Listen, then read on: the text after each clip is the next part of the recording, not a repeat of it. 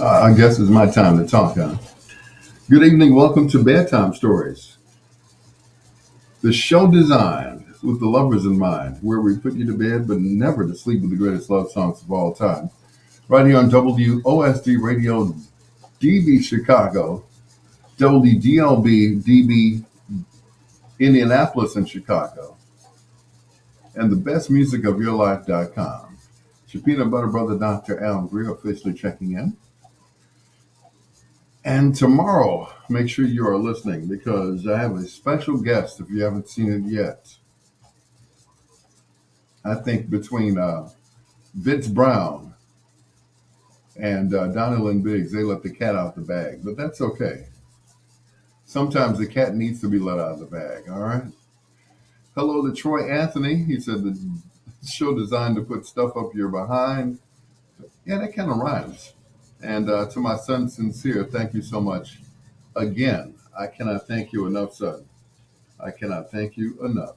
Coming up in our last hour, we do a little thing we call foreplay. That's 4 songs by one of your favorite artists or groups, male or female. And once again, that comes up in the last hour of Bedtime Stories. Here's Stanley Clark and Howard Hewitt, and Heaven Must Have Sent You. Yeah.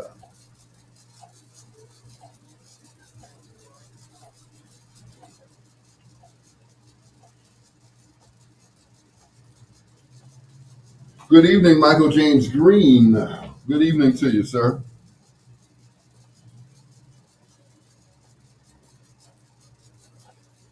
Thank you so much for joining us. Make sure you guys share the live video, okay?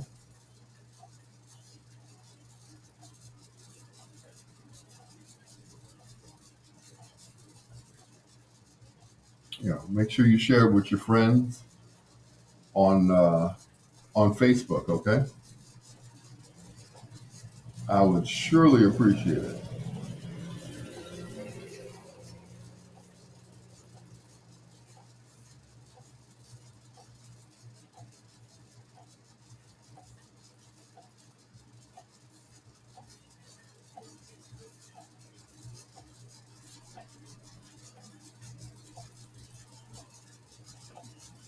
And good evening to all. Once again, thank you so much for joining us. Not that we were disjoined. Very funny, huh? Okay. That's some of that blue humor that Troy spits out every now and then.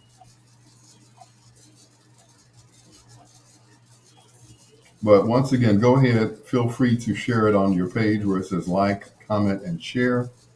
Make sure you hit share. And once again, that would be most appreciated. Because at the end of the night, it'll look like a whole bunch of people was watching me. Yeah, a whole bunch of people.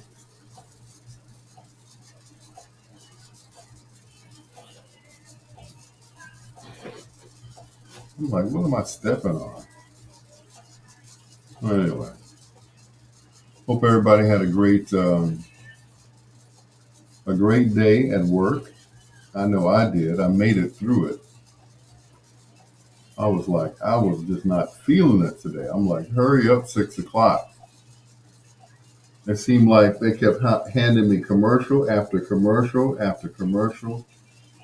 And I'm like, good grief, when will it stop?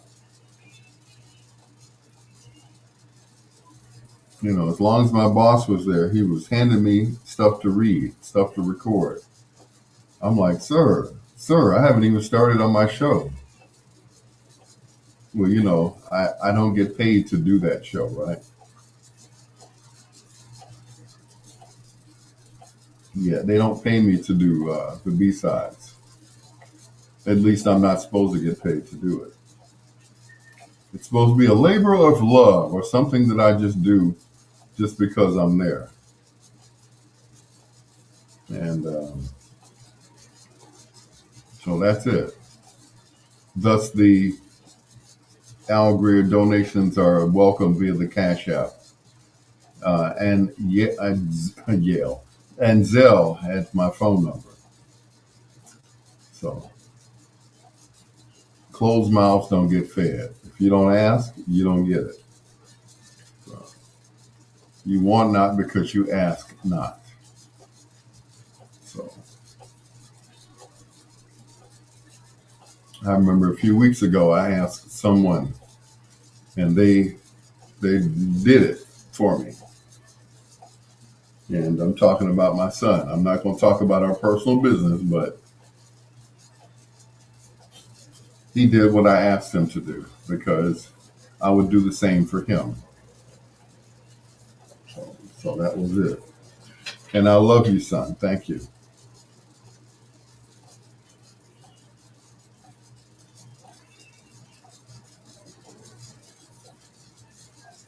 So I appreciate everybody being on my live. Um, once again, I don't take any of this for granted. Like you all are supposed to watch me. No, I don't take that for granted. I appreciate you all doing what you do, and that's it.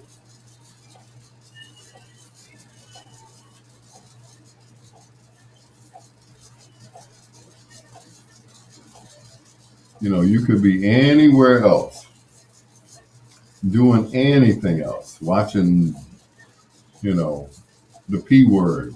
Was it a P Valley or whatever? You could be watching that. So,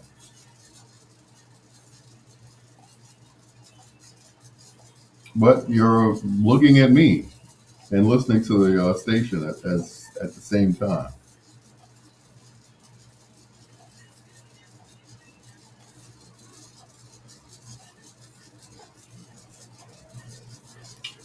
So I'm going to run and warm up my food, but I'll be right back. So want you guys to talk amongst yourselves, Troy, Michael, and son. Thank you very much.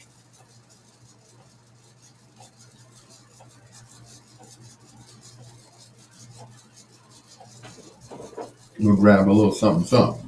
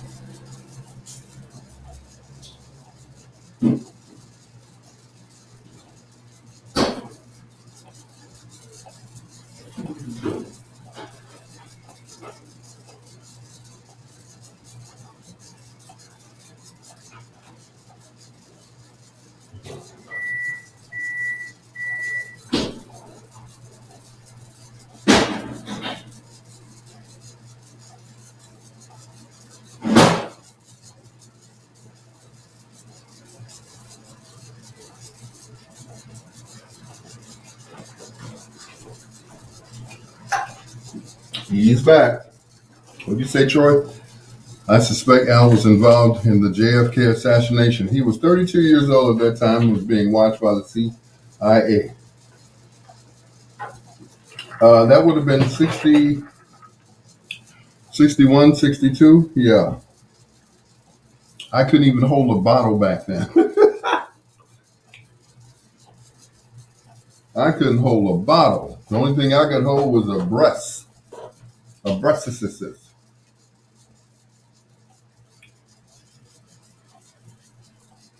See, he was 32 years old. In 1962, I think it was.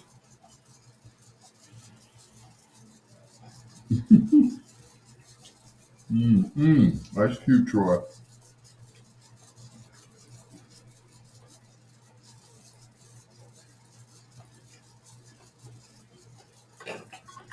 Oh, 63. I'm close. Yep. But of course, in 63, I was 3. Yep. I was 3 in 63, or just about to turn 3. Yep. hmm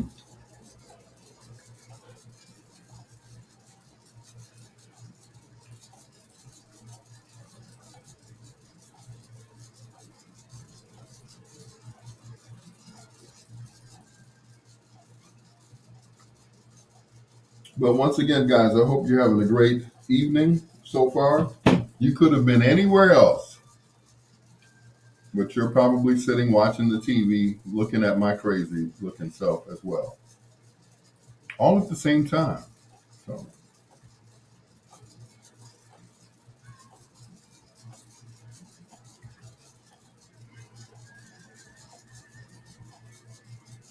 so I was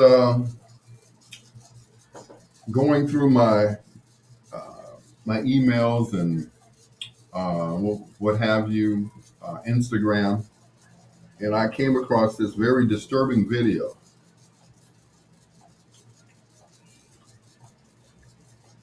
It happened in the wee hours of the morning, and the video was taken on 71st and Jeffrey.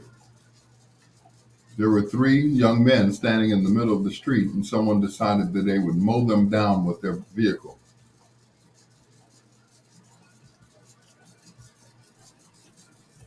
I hope by now that they have taken the video down because it's very disturbing. Very, you know, people are flying through the air like rag dolls. That's how fast that the guy was going.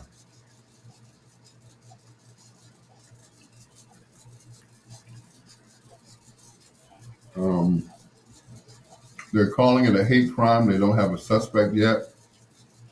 They have the video, but they have no one in custody yet. I hope they keep them. I'm sorry. I hope they catch them. And I hope they never see the light of day ever again, except in the yard when they're pumping iron. And that's it. I thought that was the most horrendous thing that I've ever seen. And they were showing it over and over again. And I was like, every time I saw it, I was very disgusted. How could somebody do something like this? Yeah. I don't care how angry you get. You don't attack anybody with your car.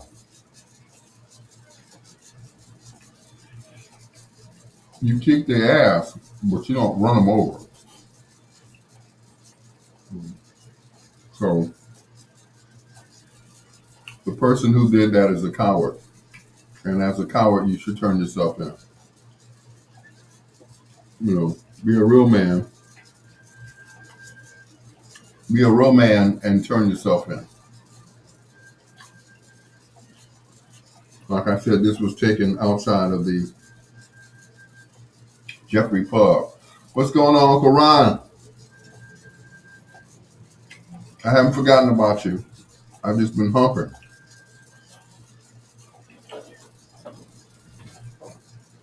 Like a one-legged man in a kicking race.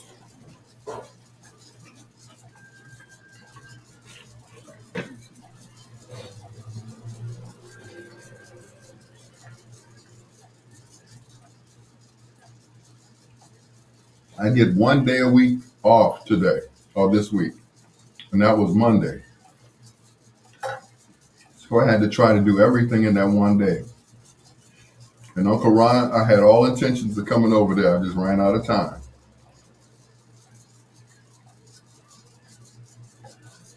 Because I had to leave, River Oaks to get to your house. But unfortunately, it didn't happen. I ran out of time. And to be honest, I got sleepy. I got sleepy. So I came home and took a nap.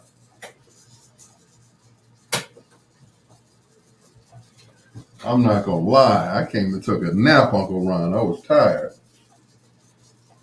I'd been up all day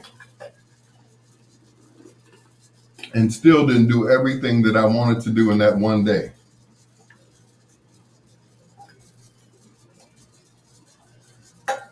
Thursday through Sunday, I'm off Monday.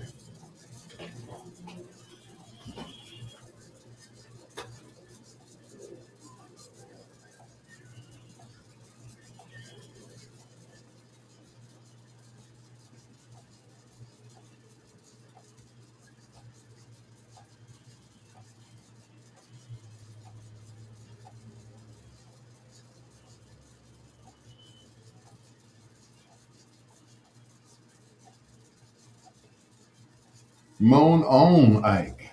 I stand accused, originally done by the Iceman, Jerry Butler. I stand accused of loving you. Good evening, welcome to Bedtime Stories. the show designed with the lovers in mind, where we put you to bed, but never to sleep with the greatest love songs of all time. Hello to Troy Anthony, Michael James Green, Sincere Adams, that's my son, and Ronald Mills, that's Uncle Ron. That's my uncle for life. For life, for life. And I got to tell you, Unc, I had all intentions of coming over your house on Monday when I was off. But I got up. I had to go pick up some speakers from the northwest side. Those speakers still haven't come on. They're warm, but they still haven't come on. I'm like, what is? And they look really nice. They're Mackie monitors for the studio, and they still haven't come on. I'm like, okay, I'll just leave them on. Maybe they'll come on. Like in the middle of the show, they'll just pop on magically. From there, I went to River Oaks, which was my other job, and just all over the place, on Monday. And I left River Oaks around 5:30, 6 o'clock, and I started to get tired. That's what happens when you get old, Uncle Ron, Once you get my age, you know what I'm talking about. It was the first of two in a row from the Reverend Al Green with the not-so-Reverend Al Greer. This is Bedtime Stories, the show designed with the lovers in mind, where we put you to bed, but never to sleep with the greatest love songs of all time. Da-da. Woo, boy.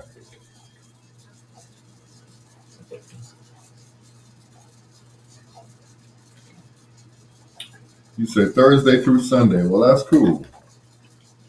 Because I'm off Monday through Monday.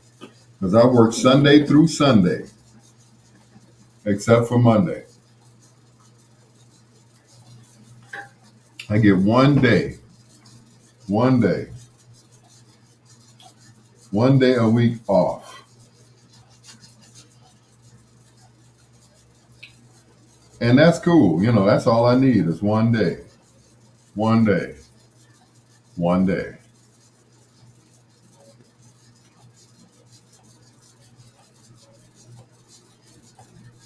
Yeah.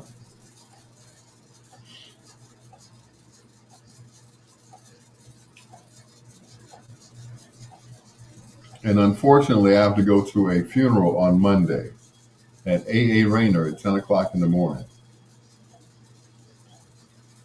And it's my aunt, Beverly. Beverly. I had no idea that she was even sick. She had a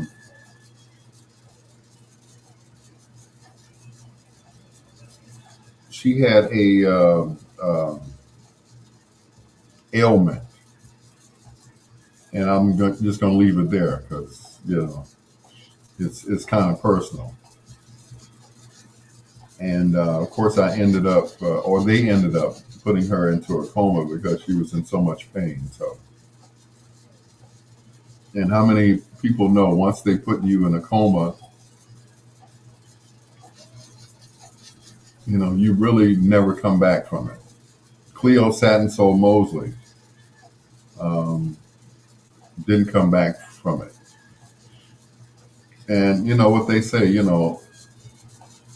you'd rather just go in your sleep than to suffer. So.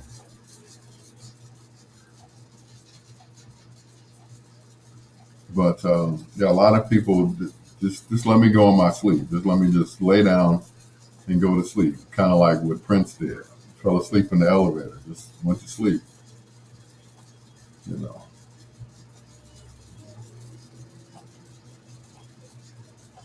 Didn't even know.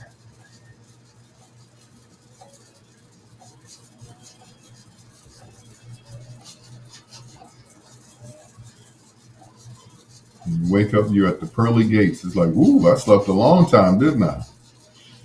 Well, you hope that you're at the pearly gates when you wake up,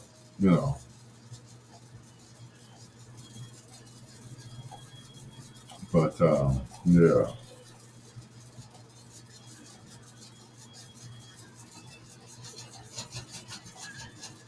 I didn't know that. Once again, that she had been sick. So yep.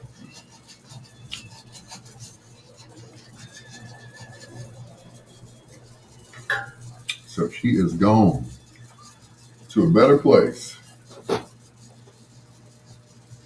in a better space.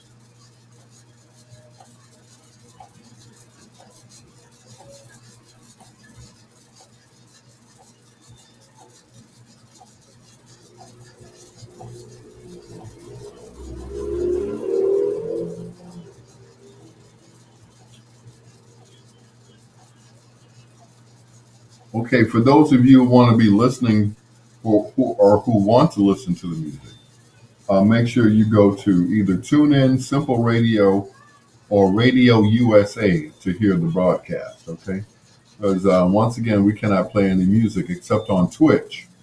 But since I'm on Twitch, YouTube, and Facebook at the same time, yeah, yeah, it's going to suffer. You know, trust me, we're going to get cut off by one of them. It probably won't be Twitch. Twitch will let you play music as long as you don't save the broadcast and play it over again. So I'm like, cool, who will?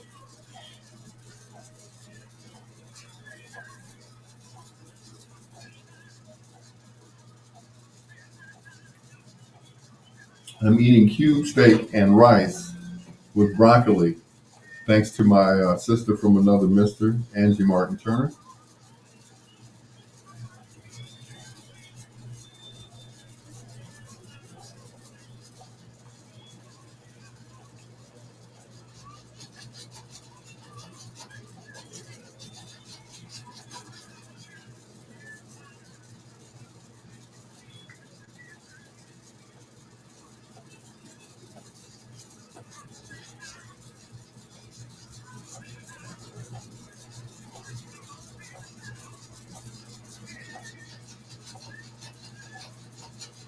How can you mend a broken heart?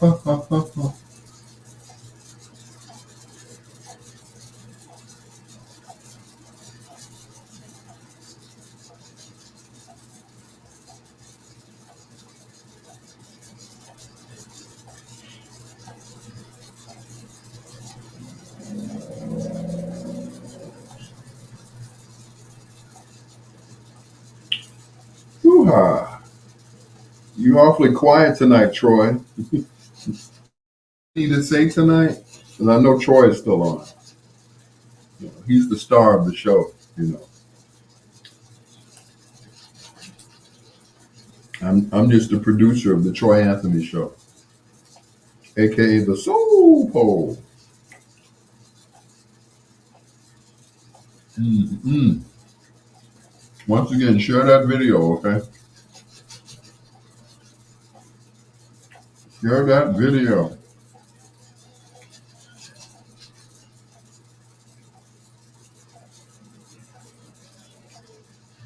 Exactly. Tits McGee.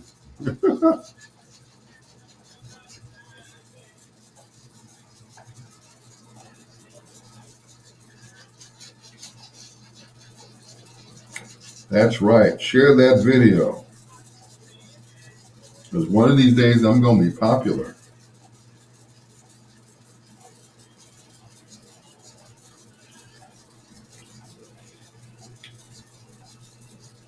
Mm-hmm.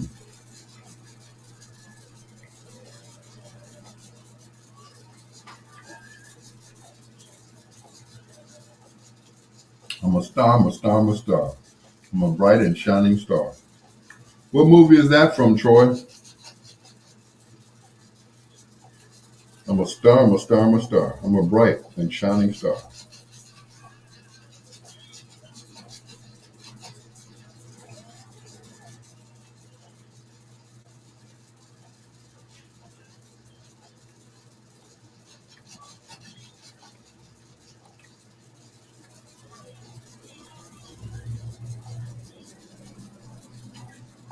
Yeah, I asked you which movie that quote was from.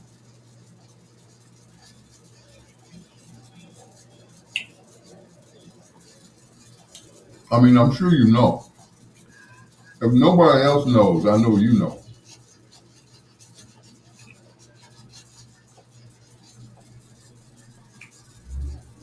The quote was, I'm a star, I'm a star, I'm a star. I'm a bright and shining star.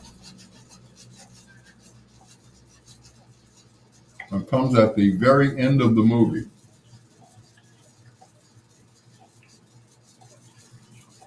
Yo, Angie,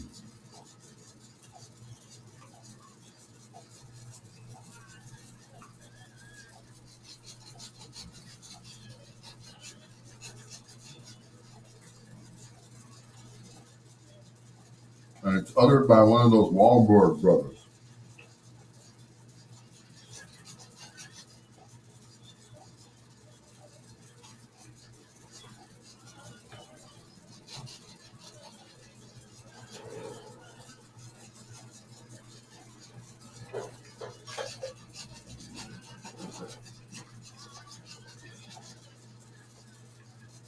Platoon or Finding Nemo? No. Mm-mm.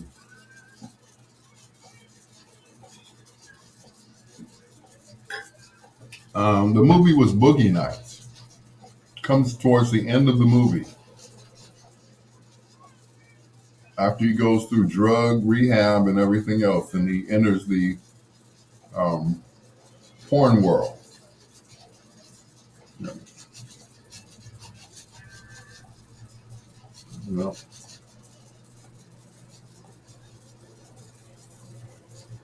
I forgot the character's name.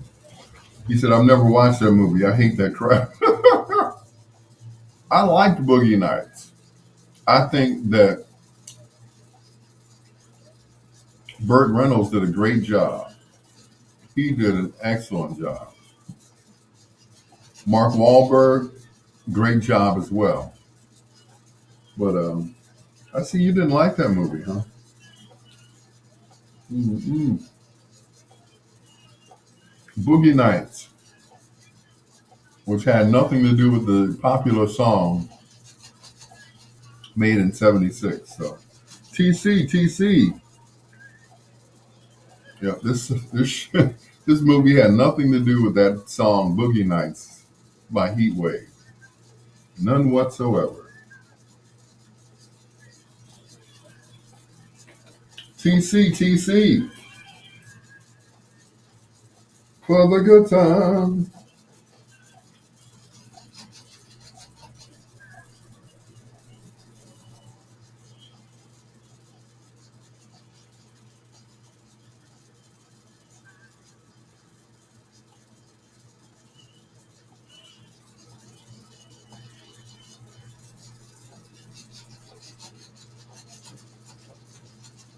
Oh, Joe.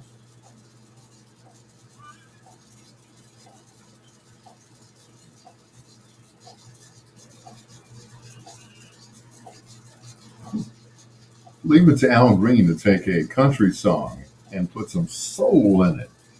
For the Good Times, written by Chris Christopherson. That is the Reverend Al Green, right here on Bedtime Stories. The show designed with the lovers in mind, where we put you to bed but never to sleep with the greatest love songs of all time. For everyone who's on Facebook right now, Troy Anthony, Angie Martin Turner, my sister, um, TC, and Lady G, make sure you share it on your page, okay, where it says like, comment, and share. Make sure you just hit share, okay? Even if you can't stay, you know, just make sure you share it on the way out, all right? Cool. Appreciate you. Lady G says she's just passing by to say hi and bye. Okay. Well, that's good. That's always a good thing. Hi and bye. Hello. I don't know why you say goodbye. I say hello. Beatles, 1970. Here's Prince Rogers Nelson and Adore on Bedtime Stories.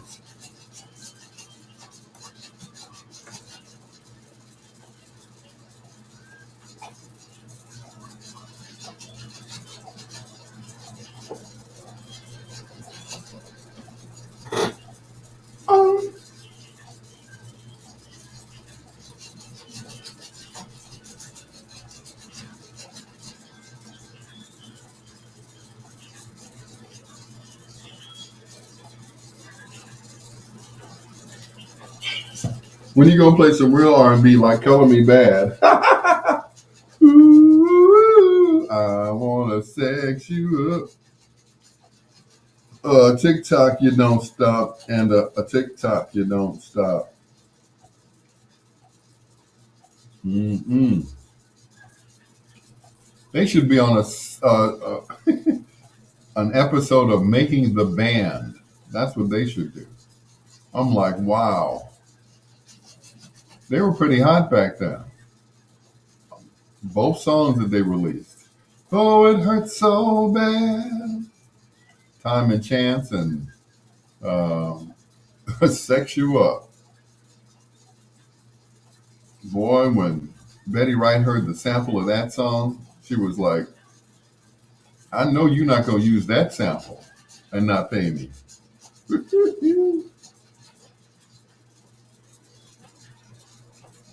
Mm-mm.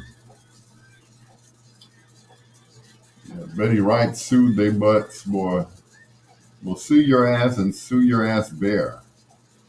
And that's what she did.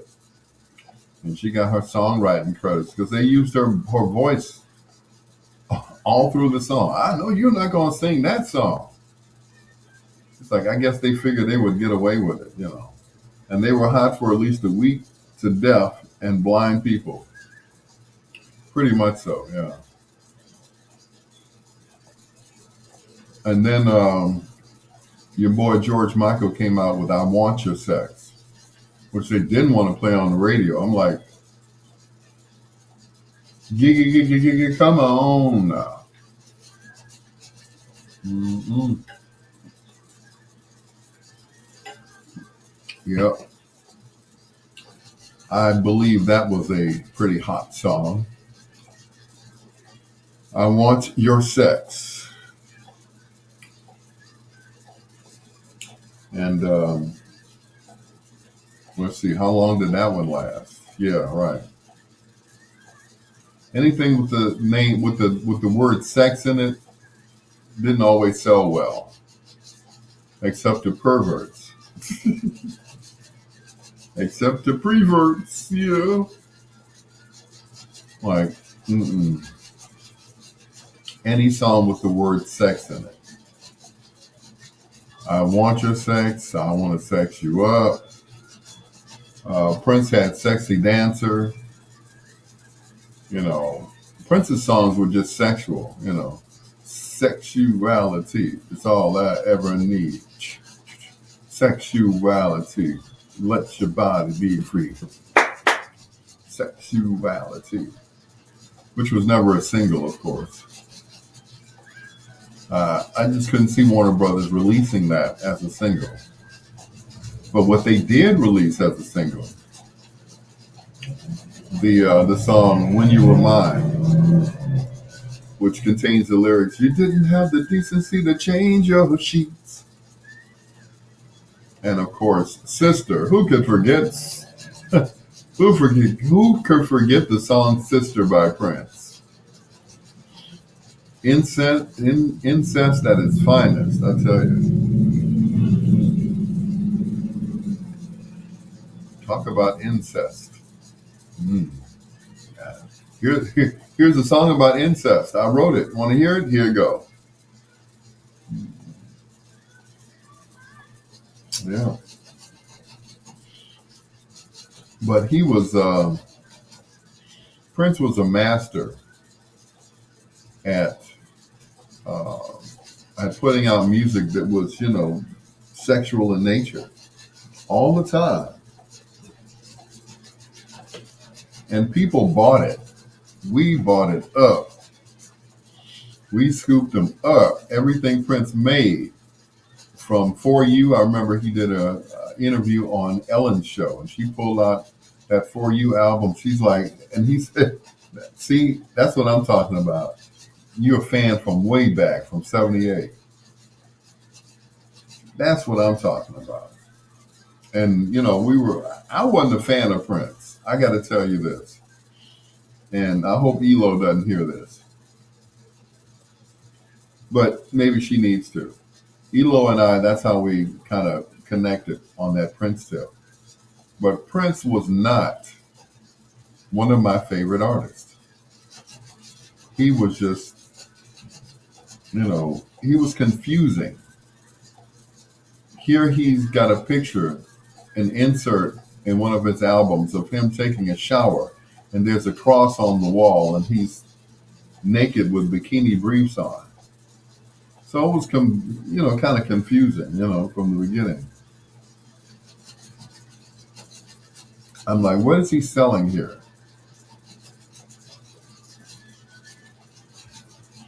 What is this man selling? I don't know.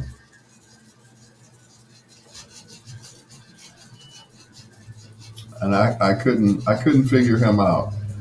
The first time I saw Prince was at the Erie Crown Theater. It was a controversy tour. Morris Day and the Time and Vanity, then it was Vanity 6, opened for Prince. So it was just all of them. It was nobody else. You know how some tours you have people who don't travel in the same circle. Um, for instance, I saw the Fat Boys with New Edition, with Aaliyah, with Genuine. And none of them, but with Prince, he had his whole entourage. Um, Vanity 6, Morris Day and the Time played behind them, behind the curtain, because he didn't want his band worn out before he got on stage. So he was, he had a whole production, which was all him. He had written all the songs, If you noticed on all the albums, it never says his name. It just says all jams published by, And him and Morris would just have a jam session. Morris was the drummer. Of course, Prince played all the rest of the instruments. And it was just a jam session. This is even before they even started the group. So right before they released the first album, they put together a band, which became The Time, or formerly known as Flight Time, and Enterprise, and Grand Central.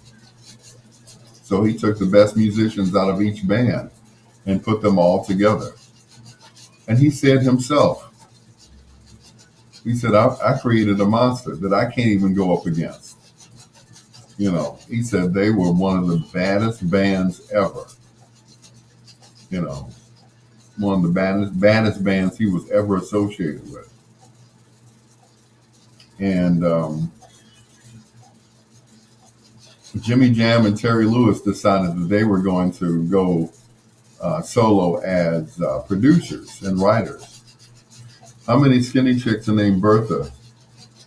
Named Bertha do you think are on the earth? You're right. I've never seen a skinny Bertha.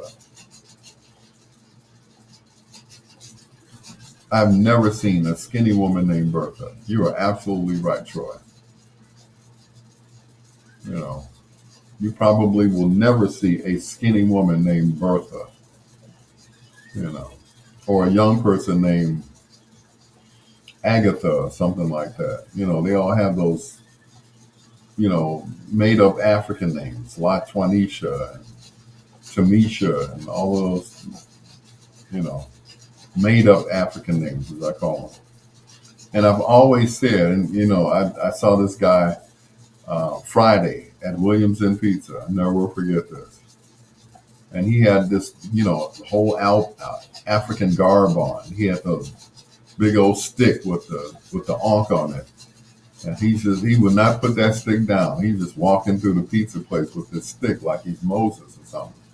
I said, yeah, you try going over to Africa looking like that. They said, this is not Halloween. You need to take that off. We do not dress like that. Phyllis Hooper. Some people need to realize having a kid is an opportunity to invent a new first name. And that's just it. Latwanika Johnson, Latwanika Davis, Latanisha Wilson.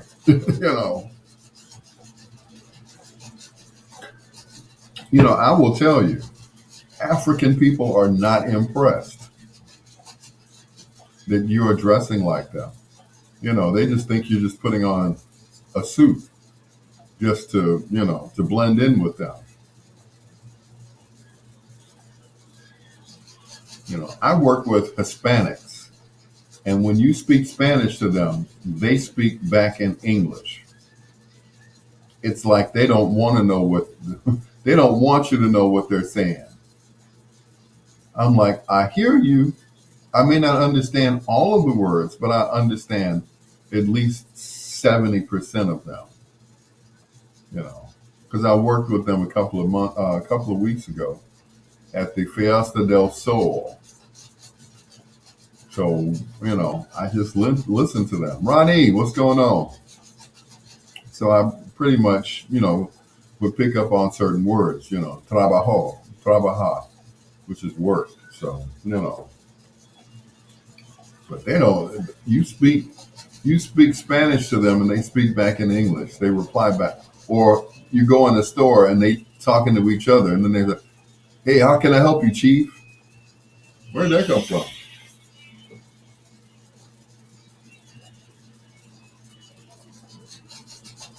Donald Prince. That is, I hate you. I hate you. That song came out. I was dating this young lady. I never will forget it. The song was I Hate You, and I was dating this girl named Pam. And that song would come on the radio. I hate you because I love you. And I can't love you because I hate you. Oh my God, she was fine too. Russell Baker, what's going on? Paulette Sanders. Ronnie, Phyllis Hooper, thank you for checking in on Bedtime Stories. The show designed with the lovers in mind, where we put you to bed but never to sleep with the greatest love songs of all time. Miss Sanders, I am fine. How have you been? I'm making it right over here. Russell Baker, shake and bake. He said, put the microphone here. Here, come get it. Come and get it. Did you say Phil the Hooper? No, Phyllis Hooper. That's her name. Troy. No jokes about her name. As a matter of fact, he was saying, have you ever met a skinny woman named Bertha? No, I think that name is reserved for husky women. Bertha. Even though I have a great aunt named Bertha, we don't call her that. We say Auntie Bert. She hates the name Bertha. She thinks it's country. Auntie, you're from Mississippi. I'm just saying. Here's DJ Rogers. You. I'm like, but Auntie, you're from the South. What did you expect? Who were you looking to be called?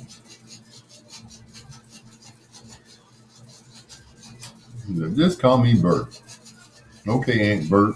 Bert. Like Ernie and Bert. My aunt kicked me out, man. She kicked me out.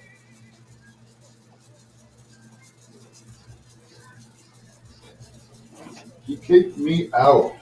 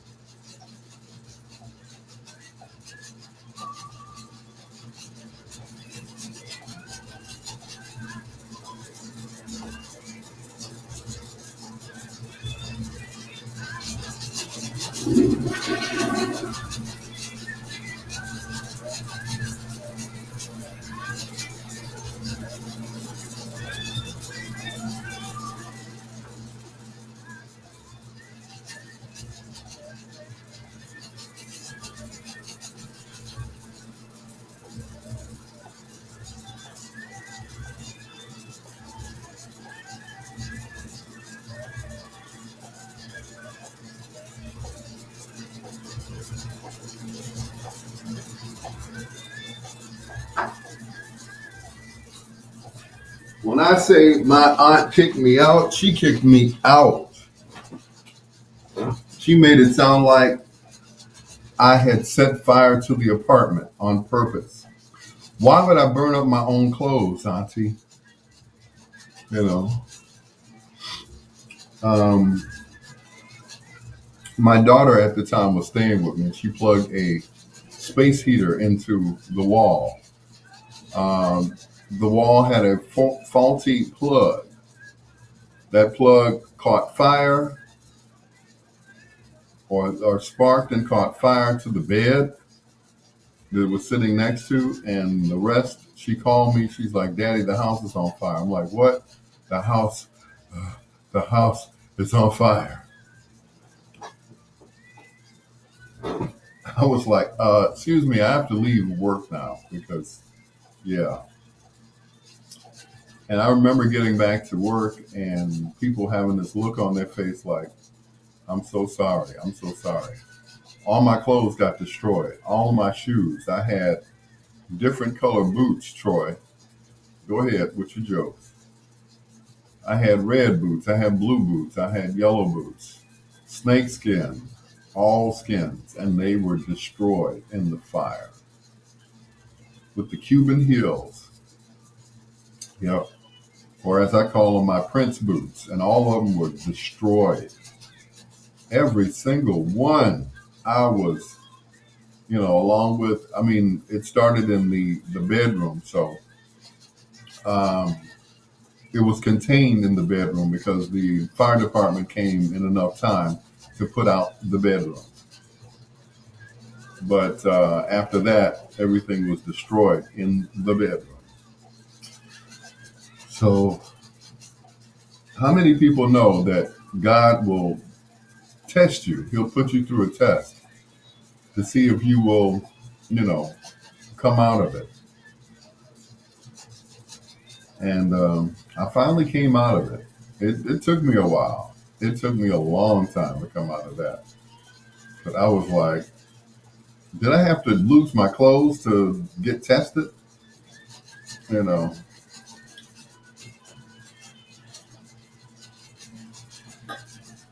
so I got tested. And like they say, the rest is history. So every bad situation in my life was a test. Getting kicked out, getting divorced from my first wife. They were all tests, each and every one of them. Every bad thing that happened to me, or at least I thought was bad. But sometimes those things are done to build character. And to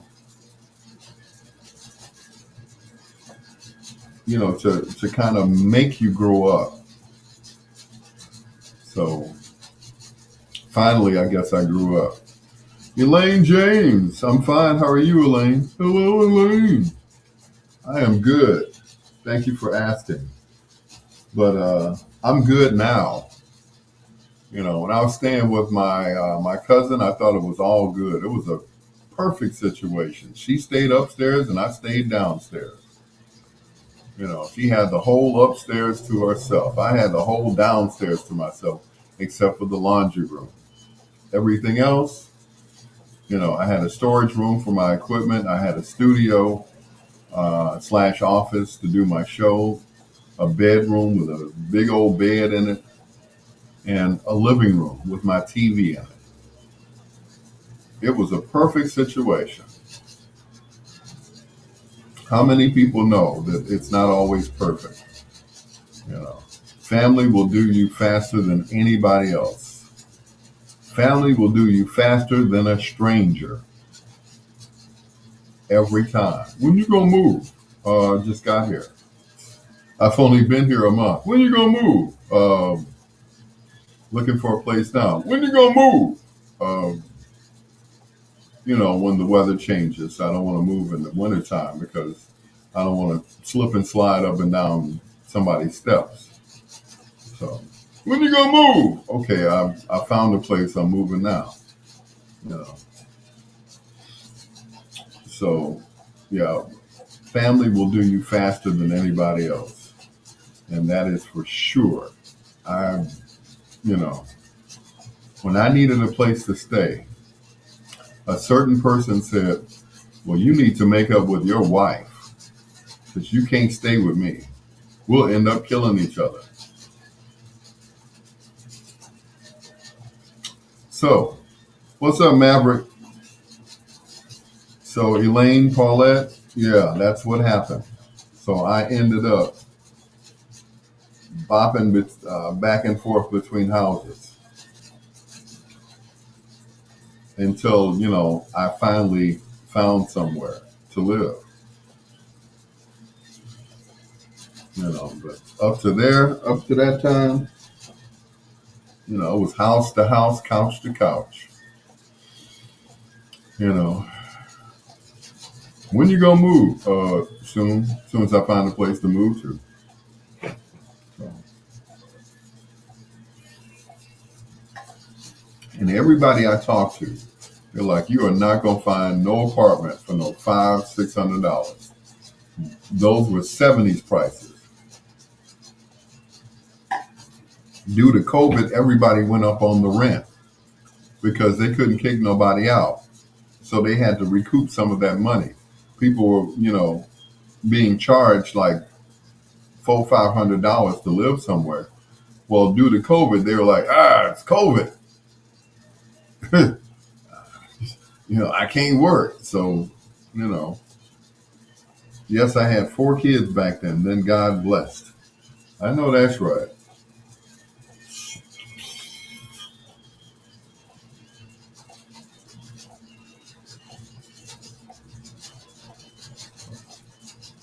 I wanna be your man. Roger and Zapp and I wanna be your man. Your man at night, of course. It's your peanut butter brother, Dr. Al Greer. This is Bedtime Stories, the show designed with the lovers in mind, where we put you to bed but never to sleep with the greatest love songs of all time.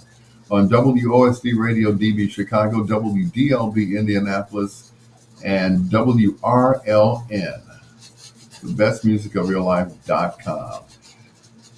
And of course, all of that is brought to you by our friends over at Grubhub.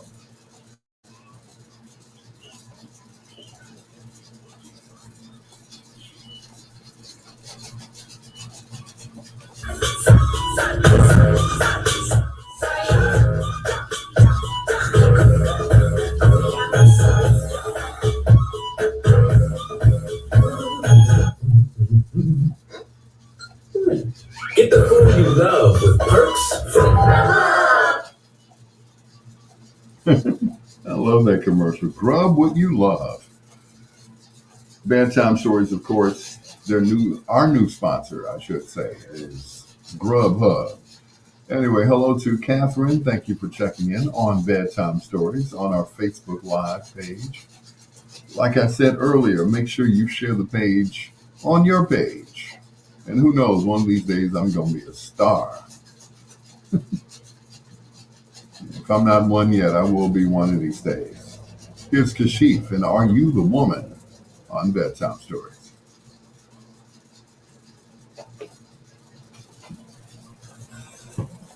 Through it all, God kept you. Yes, He did.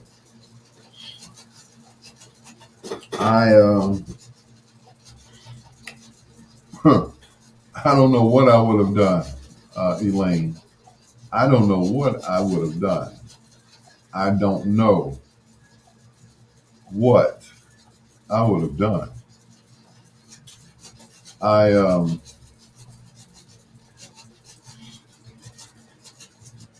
had a dream, and I think I probably shared this dream with some of you all. I had a dream about dying. And in the dream, of course, I died. And I could see myself. I could see my funeral. And at the funeral, my granddaughter yells out, "Papa, wake up." Now, my granddaughter's 6, soon to be 7 years old. And in the dream, she said, "Papa, wake up." Do you know I woke up out of that dream? She said, Pawpaw, wake up.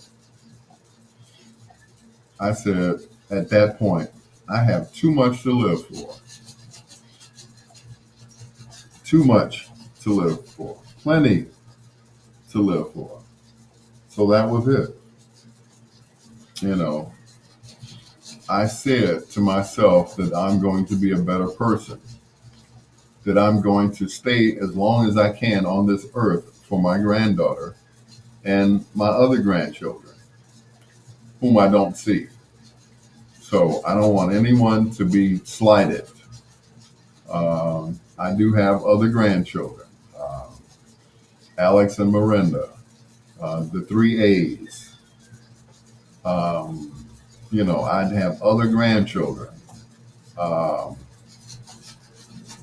but the only one that I get to see on a regular basis is my granddaughter, Naomi. So that's it. So, she is my heart. Her mother took her to a water park the other day, and she had a seizure while at the water park, and she had to be revived.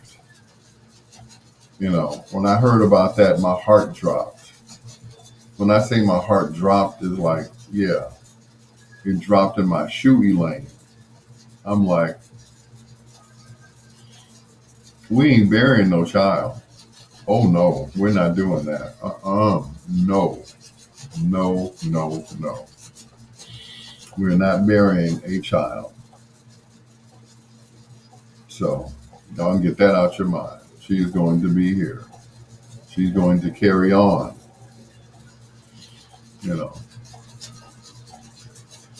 But I remember when I would go pick her up, and her mama would start running towards me, and then she would stop, and Naomi would keep running towards me. So, and that let me know right there that this is where I'm needed, and that's it.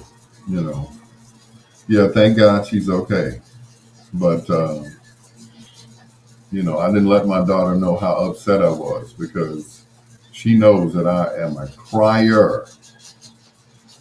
Daddy, don't cry. But, yeah, right, okay. Daddy, don't cry, but I got to tell you this. Daddy, don't cry, but, all the time that I was going through what I was going through with her mother, I almost fell out in front of the house one time. And I kept saying, why don't she love me? Why don't, and I kept hearing that song in my head by Tina Turner. What's love got to do with it? And that's where she was. What's love got to do with it? It's all about money. So until I realized that, I was still in the dark about, how she felt about me. So that was it. I understand what my role was as a husband, to protect and all of that stuff. But I wasn't, at the time, I wasn't making the kind of money that I'm making now. Back then I didn't have a job that paid me every week. Every week, that was unheard of. So I got a job that pays me every week now.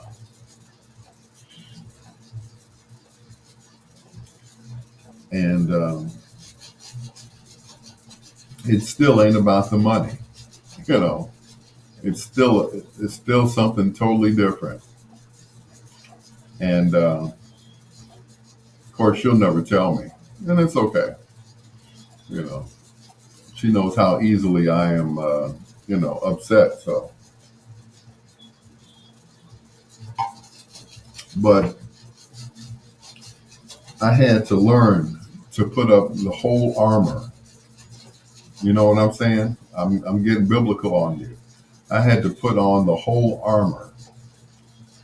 Phyllis Hooper, good night. You know, I had to put on the full armor, the breastplate, everything, the helmet, and I had to say, I'm not going to let her get to me. You know, if she wants me, here I am.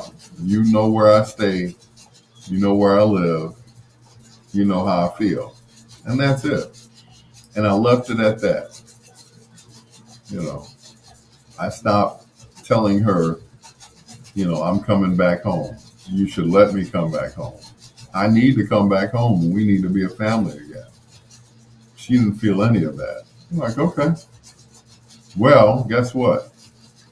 We're still a family. We just don't live under the same roof. My wife and my son live under the same roof. My daughter, she lives under a different roof, and so do I. But at the end of the day, we're still family. And I still take care of my children, who are not my blood children, but I still take care of them. And, I don't worry about it anymore. I used to. It used to bother the stuff out of me. I'm like, why am I beating myself up? And that's just it. Once I let it go and stopped beating myself up, I was a better person. And sometimes that's what you have to do. You have to be cool with that person's decision. I say this all the time. You accept people the way they are, or just don't mess with them at all. Like they say,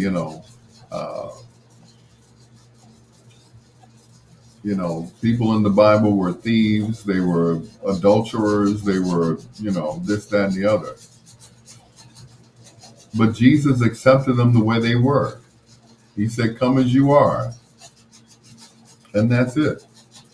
So if you're a liar, a cheater, a wife beater, it's up to me. It is my choice to continue to mess with you. And that's it. That's on me. If I still want to be, get my head bumped, then that's on me, right? And I don't even worry about it anymore. It's like, okay, cool. They say you always show your true colors. Eventually you show who you are. You shed your snake skin and you become who you are. And that's it. And I have people who are like that in my circle. And the thing is, hey, I continue to let you stay in my circle because, once again, murderers, thieves, liars, cheaters, they were all in the Bible. But Jesus didn't kick any of them out.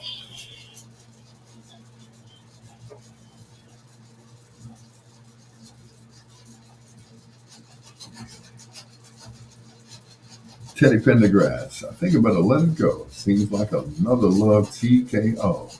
It's your peanut butter brother, Dr. Al Greer, and this is Bedtime Stories, the show designed with the lovers in mind, where we put you to bed, but never to sleep with the greatest love songs of all time. Once again, hello to Paulette Sanders, Elaine James, Catherine, and Phyllis Hooper. Thank you for joining me on Facebook, as well as Maverick Atkins. He's probably gone by now. Pretty boy Floyd over there. He's probably got some chick with him. So big ups to you, brother. My day is coming. I think I've had my day already. I think that I've gone through enough women that I don't need any woman anymore. That's what I'm thinking. I think God said, okay, you had your fun. Now it's time to sit down and reflect on what you did. And that's it. So I have, to this day, I still don't have a mate. Even after my wife and I separated, that's it. So, I have learned to enjoy the company of myself, if you know what I mean.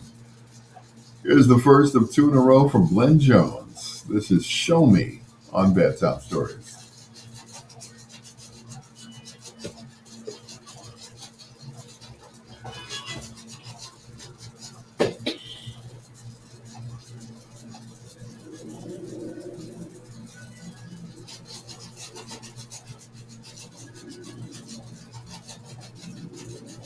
Yep, I've learned to respect the power of love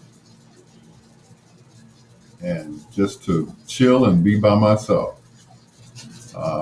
What they say? Reflect, release, reflect, and something else. So that's it. That's all I've been doing. So you know, I have I have tried that whole dating thing and it didn't work. People would rather use you than to come date you, and you know, and they and it's funny because they think they're doing something. You know, thank you and retard. There you go. They actually think they're doing something. They're like, yeah, I'm gonna use this ninja and I'm gonna take all his money. I'm like, you couldn't possibly take all my money. You couldn't possibly take all of my money. I work 6 jobs. How can you take my money? I get paid every week and every other week from both of my main jobs, which are radio stations. How do you figure you can take my money and use me? And that's just it. You know, you cannot use me. I'm not to be used, and you can't. You know, if you think you're really doing something, you're absolutely not doing anything. You're just not. And I just think it's funny because, you know, yeah, I got this sucker and he's giving me money and this, that, and the other. I'm like, and I don't have to do nothing with him. I don't have to sleep with him or nothing. I'm like, okay. And that's fine. If that's the way you think, that you don't have to do anything with me, you know, because, you know, at the end of the day, once I get through being used, I'm done. I'm like, okay, I see that you really don't want to be with me. This is all about, you know, it's all about a dollar bill, y'all. And I get it. It's like, okay. But don't think that you've gotten over on me. Mm-mm. My car note is paid. My my rent here is paid. Don't ever think that you're getting over on me. I'm a king's kid. It is quite difficult for you to do what you think that you're doing. You know, I'm gonna break this ninja. Oh, really? Okay. The only thing you're breaking is my trust in you, my trust in womankind. That's what's breaking me. You know, that I gave you the benefit of the doubt, thinking that you were a real woman. You know, and that's just it. You know. You said, Al, are you speaking from experience? Absolutely. Absolutely.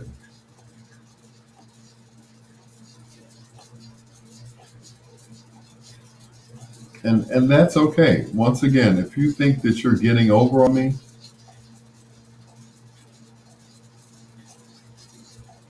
you're not. You know, my car's still sitting outside.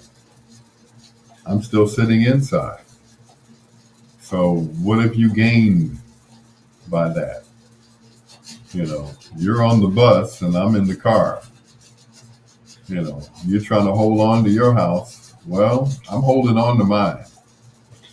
And that's it. You know, I will not be sitting in the dark with no internet. Trust me. Trust and believe. Because God is going to see that I get my money. He's going to see to that.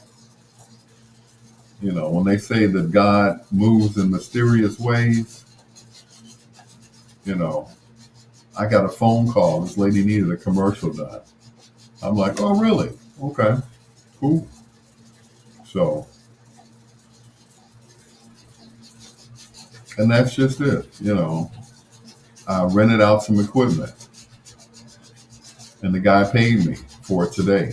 He said, "I'm a man of my word. If I don't have anything else, I'm a man of my word." I said, "Brother, I appreciate that." Because once again, you accept people by how they treat you and how they act. If they're stand-up people, men and women, then I have no problem with letting you in my circle. But there are others, you know. It said Jesus had 12 disciples. Do you think they were all stand-up people? That they were all right? That they didn't want to be Jesus at one time? I can be Jesus, You know, the time that St. Thomas saw Jesus and said, Jesus said, come on, Thomas. He said, I can't walk no water. Jesus, what are you talking about? He said, Jesus stretched out his hand. He said, trust me. He said, it's when he stopped trusting Jesus is when he almost drowned. He said, why are you such a doubting Thomas? That's where that term came from. It's like, take my hand, Thomas. Come on, man. Come on, man. I got you. But it's these other people that go after me. They try to, Mo King. They try to be me. Somebody said on, I think it was Sunday, man, I want to be like you when I grow up.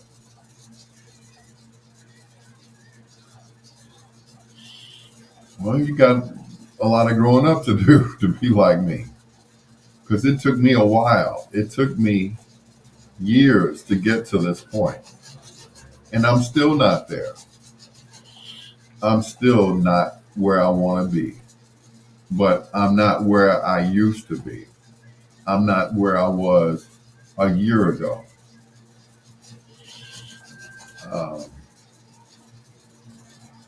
The place that I just moved from, I stayed there for 7 months.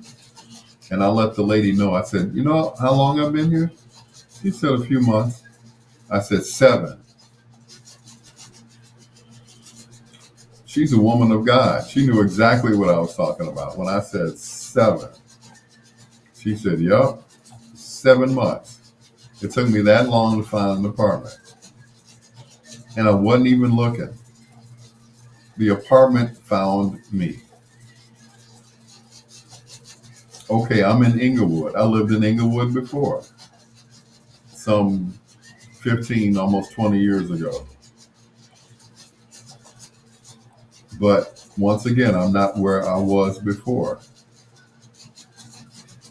I come in from work and that's it. Nobody bothers me. Nobody comes up to me. No, nothing. I go into the apartment.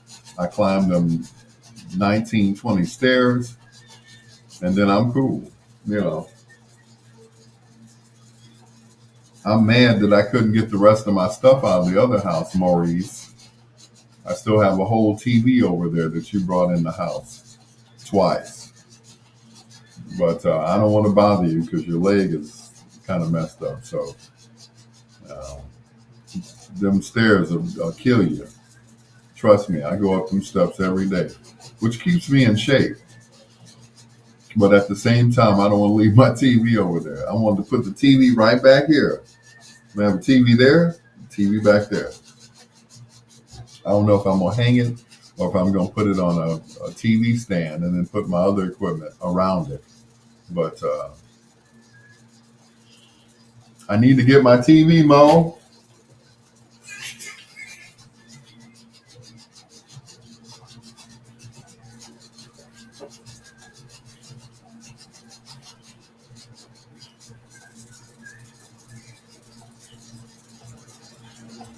He performed a few years ago, not far from where I live now, for the alderman's picnic or party that she would have every year. That's Joanne Thompson I'm talking about. And every year she would have different artists to come. And one year she had Glenn Jones. And Glenn, I don't mind saying, Glenn did the damn thing. I was like, you go, man. You are my brother from another mother. From here on out, you are so good at what you do. It was a combination of recorded tracks and live music. But every song that he did was a hit. You know, We've Just Begun, Show Me, Bring Back Your Love, which always brings me to tears. Glenn Jones, and I saw his Unsung. I'm like, yeah, me and that brother look alike. We might as well just say we just brothers. Anyway, it's your Dr. Al Greer. Hello to Maurice King, my brother from another mother. He said, I'm walking, no cane. I'm glad to hear that. Now let's go over the 80th and Yale and get that TV, man, before the 27th, all right? Here's Walter Jackson and Magic Man on Bedtime Stories.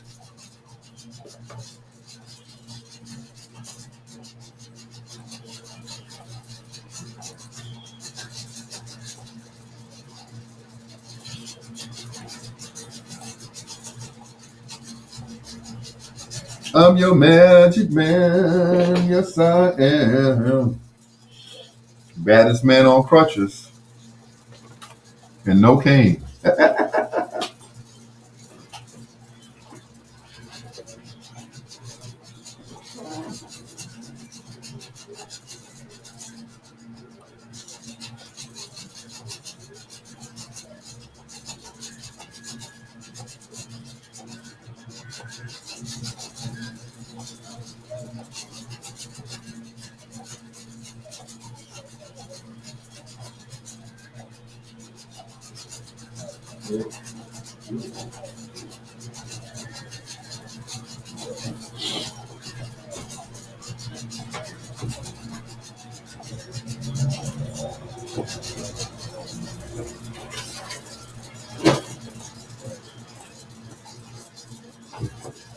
He's back.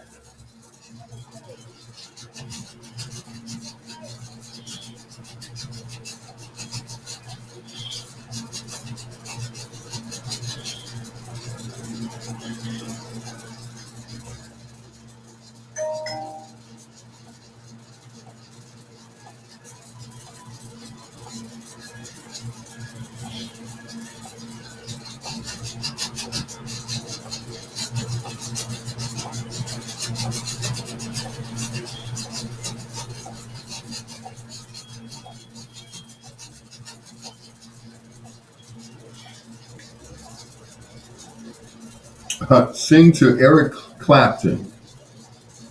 Mm-mm.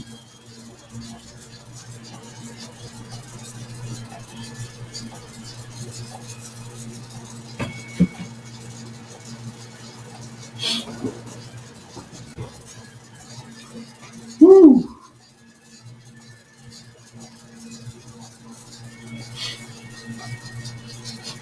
I'm your magic man. Won't you let my magic hand touch your butt? Oh, that's nasty, Al. Why are you so nasty? I can't help it, Dad.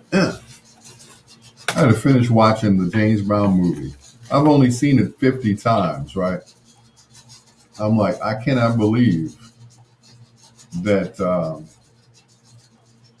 God truly blessed James Brown, even though he was a bastard. He was a son of a gun. Let's see what we can do about that TV. I know, right? I'm going to put it right here, right behind me.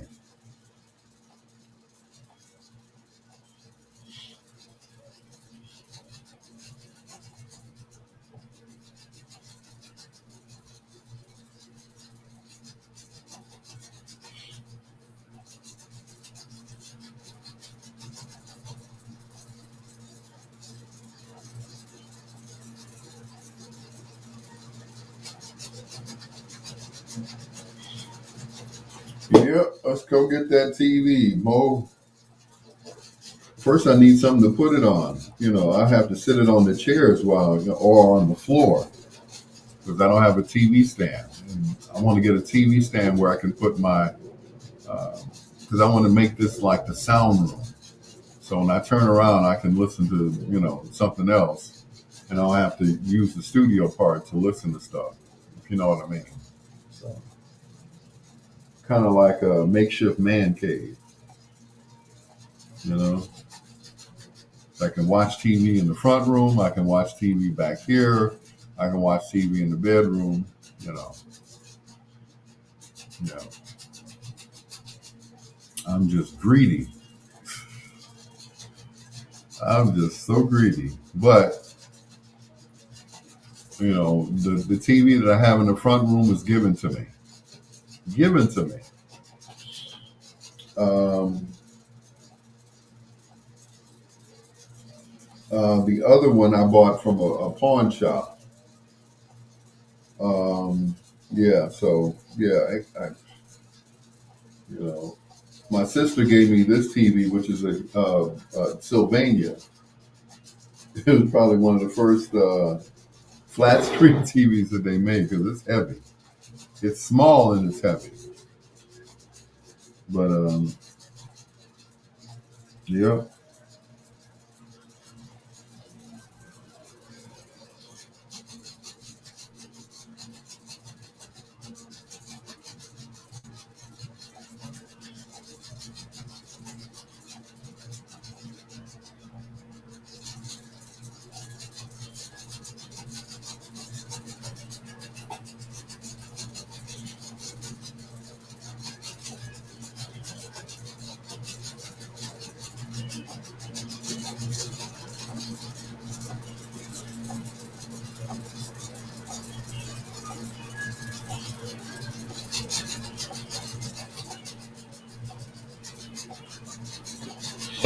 I will definitely let you know, Mo.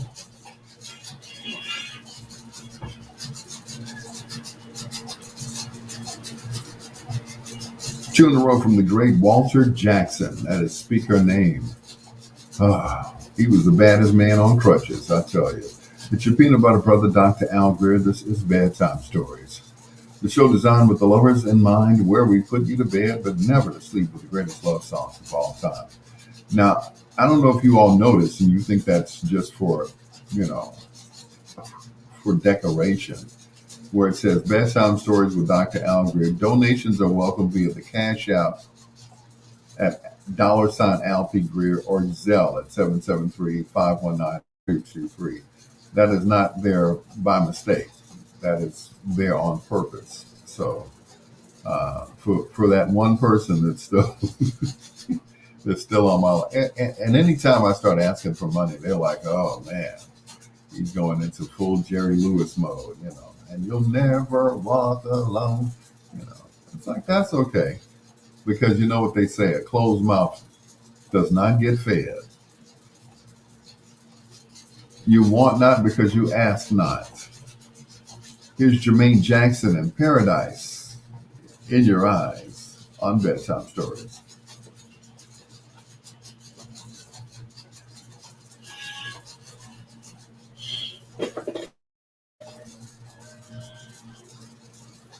In your eyes.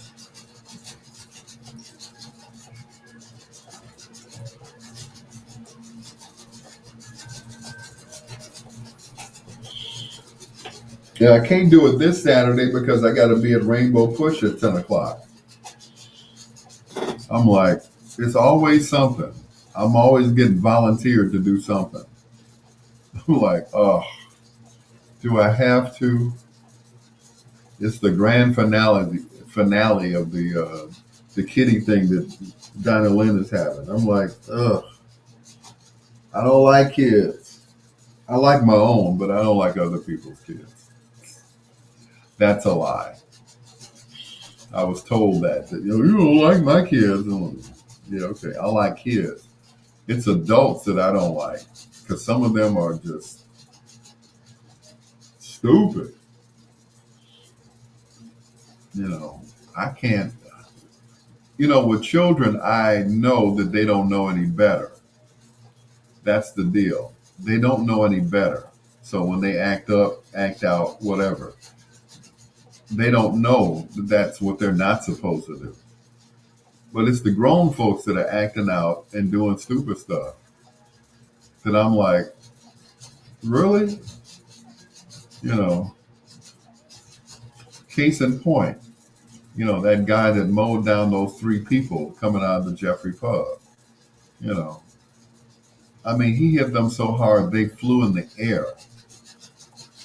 I'm like, how stupid can you be? You know they're going to get you. And you know you're going to jail for the rest of your life. Yeah, as soon as they get you. You know, the car that you were driving, everything. They're coming to get you. You might as well just turn yourself in, because you're stupid. Adults do stupid stuff. They just do. Kids, they do stuff and that's so cute. Oh, he's splattered ice cream all over the wall. He was using the wall to paint with the ice cream. Oh, that's so cute. Let an adult do something like that. You'd be like, man, what's wrong with you? You crazy? So it's totally different. I'd rather have a house full of kids who don't know any better than a house full of adults who are dumb as hell. Dumb as a box of rocks.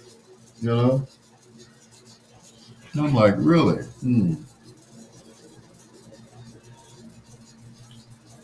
Yep. Dumb as a box of rocks.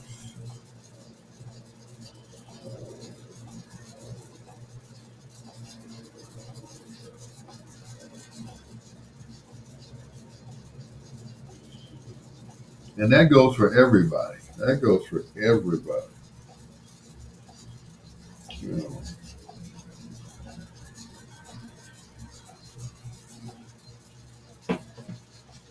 Kids don't know any better.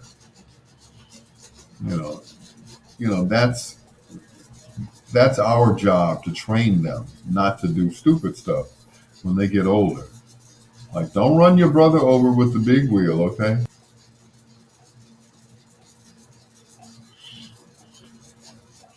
So I heard Al Greer was driving to Jeffrey Pub last night. His car has front end damage, and then there was a size 11 Nike shoe stuck in the grill.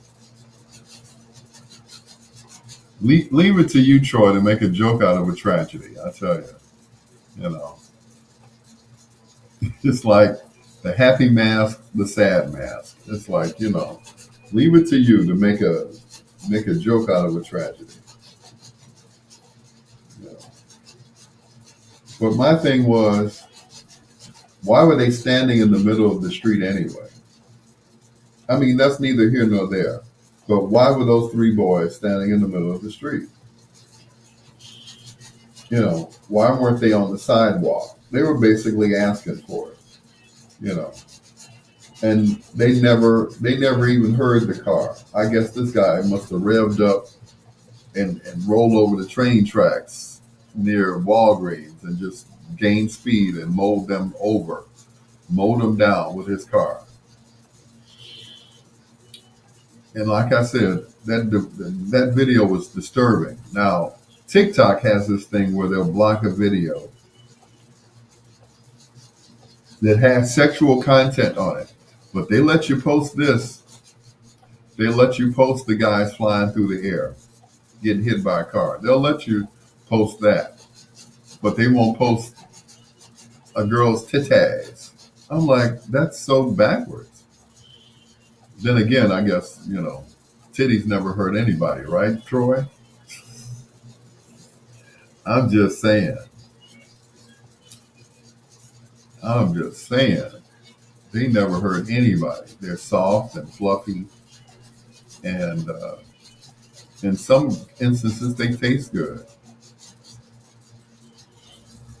They're nice and soft and firm in some cases. But when you get behind the wheel of a car and you just decide you're going to run people over with your car, then you're demented. There's something seriously wrong with you. especially if you thought you were going to get away with it. They're looking for you now, idiot. They're going to catch you. I wouldn't be surprised if I turned on the news and they found the person who did it. They saw the car. All they need is the make and the model of the car and possibly the license plate number. And that person's going to jail for the rest of their lives. They're going to run that video over and over again in court. And he's finally going to fess up, They tried to talk to me or something, or they don't give me none or whatever. It's like, now you're going to spend the rest of your life in jail for something that could have been avoided. Just leave people alone. I've done the same thing. Sometimes you just have to leave people alone, and that's it. Leave them alone. This ain't working out. Let me leave you alone before somebody gets hurt. And that's it. Not mow them down with your car. I'll fix them. No, you fix yourself. You fix yourself, dumbass. I'm just saying. You fixed yourself. You'll be fixed from here on out. You think R. Kelly's got 30 years. They gonna throw the book at you. The whole book and nothing but the book. You going down. By the time you get out, R. Kelly will already be out, okay? Kelly will already be walking free. You'll still be in the focus.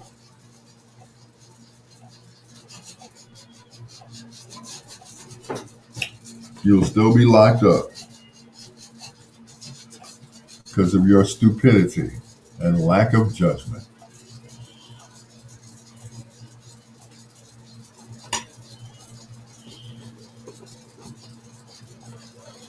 Like, did you really think that you were going to get away with it? I wouldn't be surprised if they already got the person. They're going to announce it on the news. I'm going to be like, dumbass.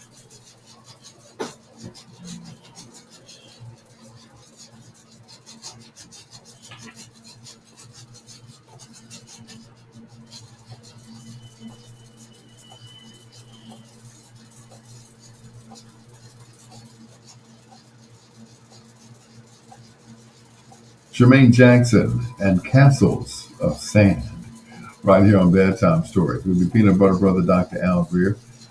Got a quick story about Jermaine. Back in the day, Jermaine was like the ladies' man.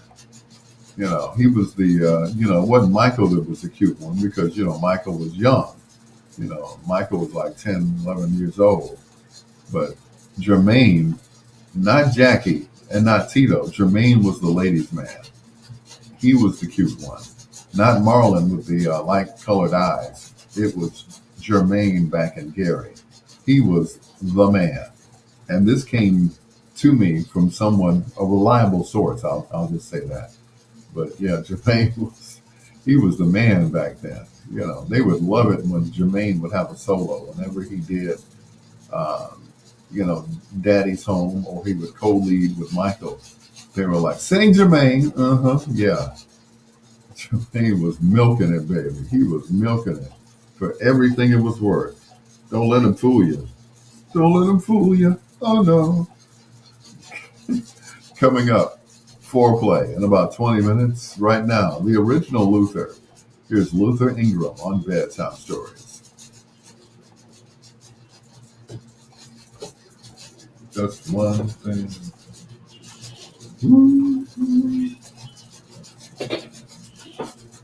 See the way it seems. Da, da, da, da, da, da.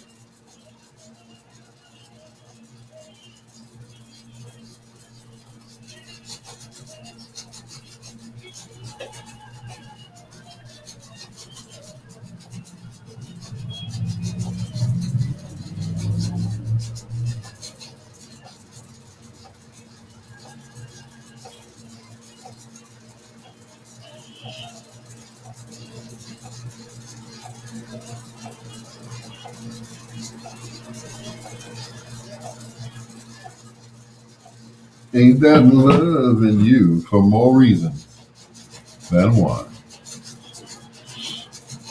Mm-mm.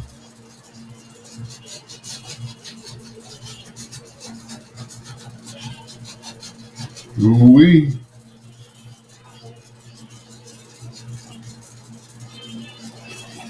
Da-da-da-da.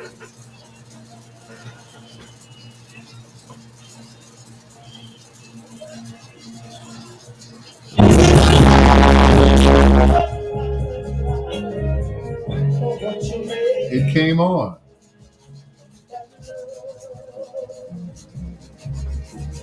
I don't know what I did, but the speaker finally came on that I bought the other day.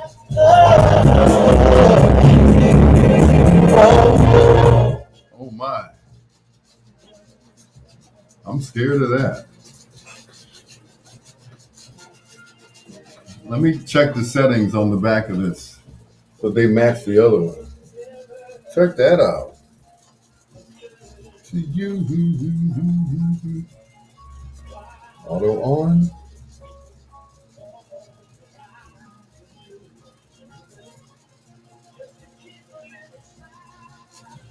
See. Low cut. Normal. Normal.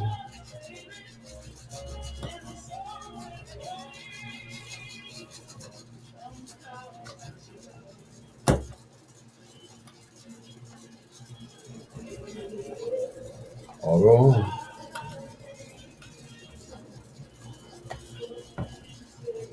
Check that out. Speaker finally came on.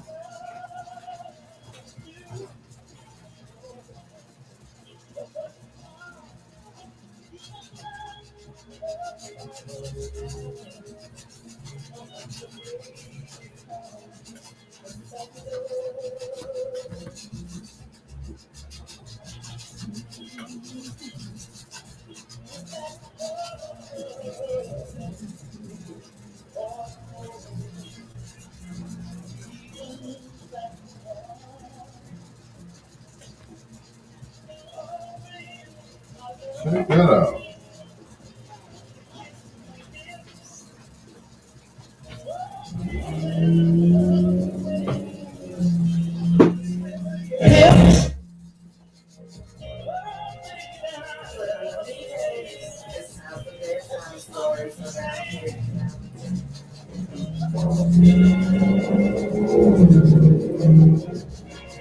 At least one of them's working.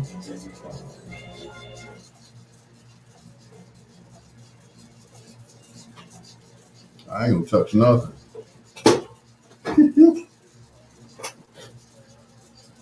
I'm so afraid. You know more.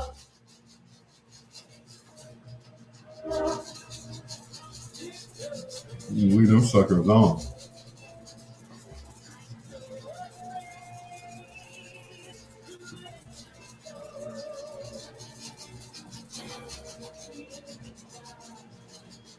Yep, man.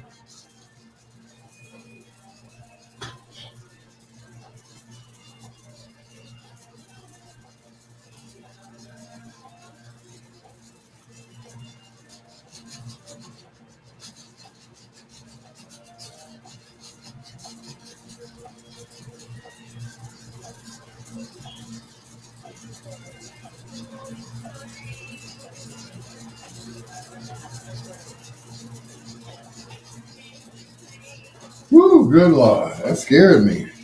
That sucker shot on, boy, I tell you.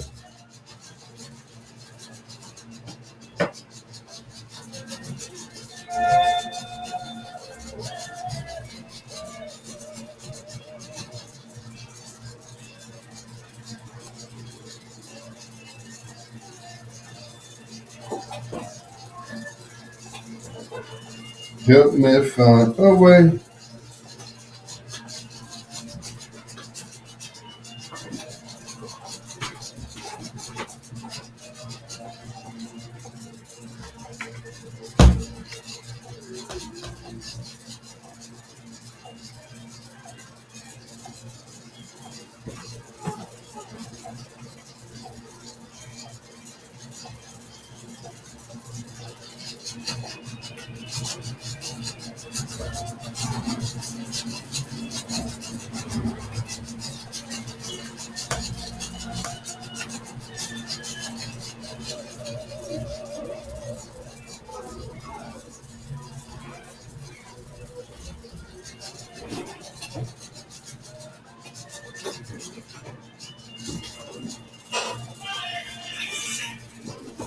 Mm-mm.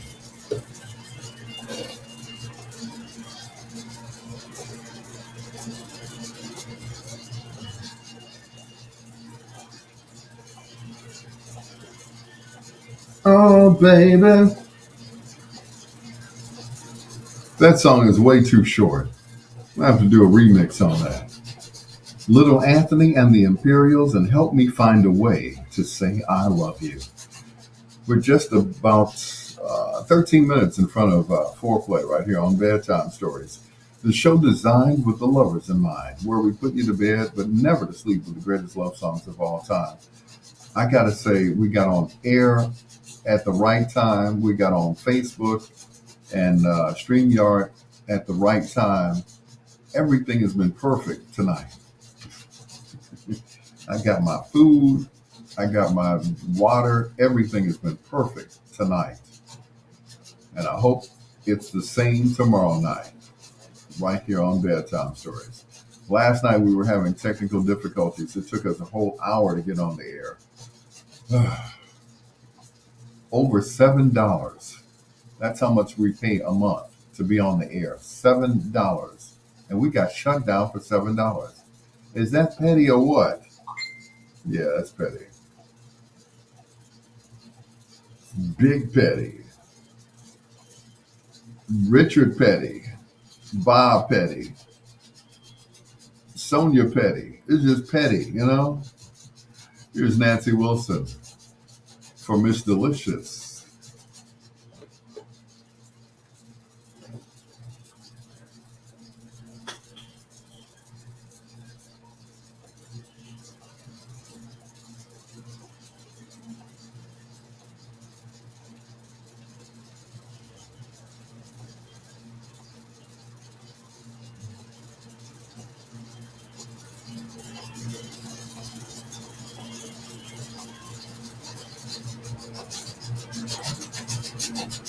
Mm-hmm.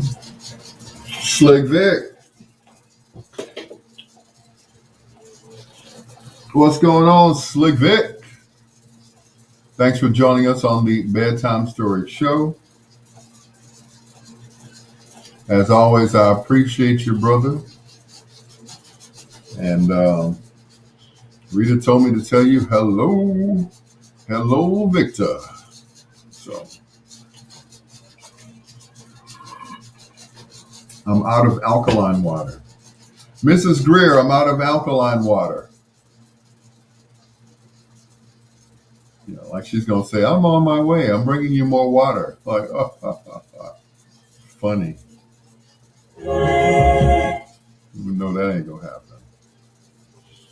Anyway, what's up, Vic?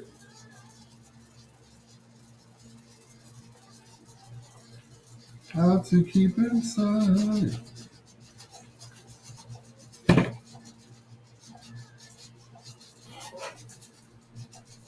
So I just bought these new studio monitors that are made by Mackie, and they just came on today, just now. They've been plugged up for a day now, and they finally decided. I'm like, okay.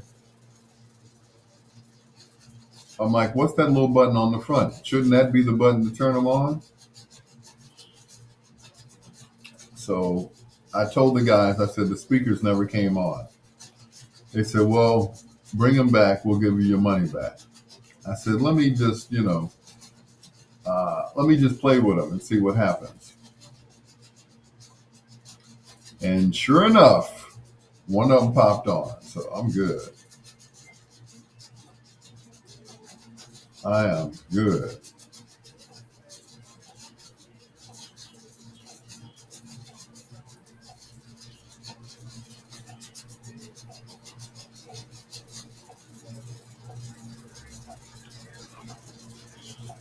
I am good.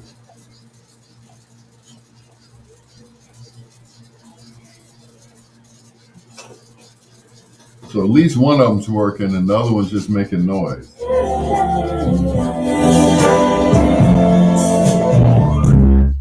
Good Lord. It's got some bass in it too.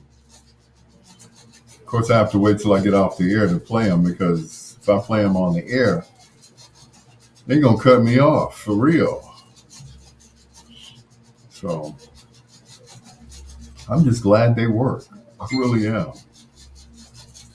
I'm just glad that they work, Vic. I went to the northwest side to go get these on 30 something and Hoyne. And this white guy and his friend come out. They had to carry them one at a time. That's how heavy these speakers are. So they had to carry one of them at a time. Then they gave me the bag which had the cords in it, the power cords. So they text me, how did you enjoy your experience with so and so? I'm like, them speakers never came on, man. What's up? Is you run some kind of scam or something? You trying to scam a brother because I'm a brother? They said, well, if they're not working, just bring them back and we'll refund your money. I said, no, I'm gonna mess with them today. And sure enough, one of them came on. I'm like, no, I ain't giving these speakers back. Heck no. These are Mackie surround sound studio monitors. Yeah. They are solid wood, not no plastic. So I was like, man, I could have got some speakers for like $80. I could have got some for like 50, you know. I'm like, oh no, you gonna work. You gonna work. And sure enough, one of them just popped on. I kept playing with the on-off button. And that sucker shot on. I tell you, patience is a mother for you.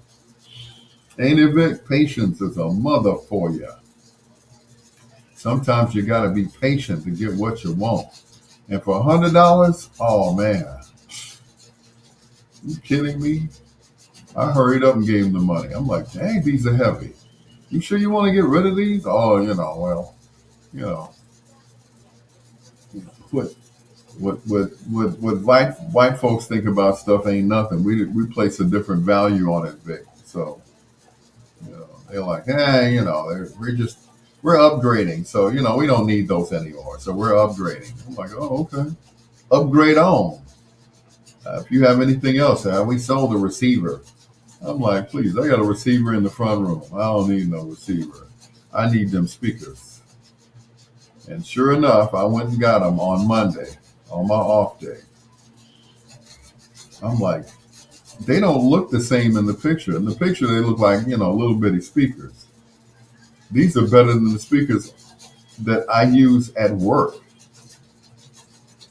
They're much better. I mean,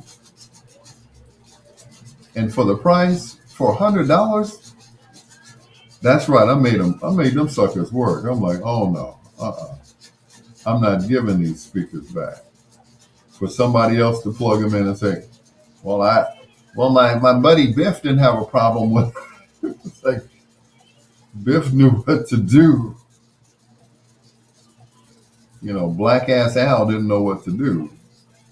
But just be patient and keep playing with the on-off switch. Because they have switches in the back to increase the bass, to increase the treble. There's no treble and bass on it. They're just switches. I'm like, man. And I took the other ones and put them in the bedroom. So I got surround sound in the bedroom. So, Vic, when I said sometimes you just got to be patient and keep working with them, because I wasn't ready to get these jokers back. Oh no, hell no. What? I was not gonna find no speakers like this for $100. $100, Vic. $100.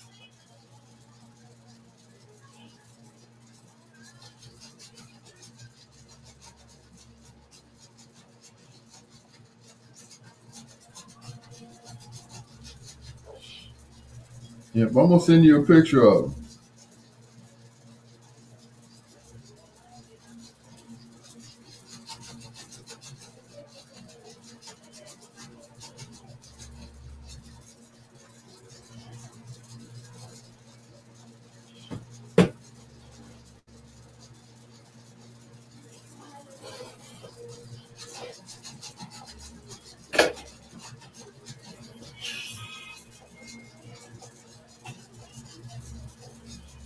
Mm, mm, mm, mm, mm, mm, mm, mm, mm,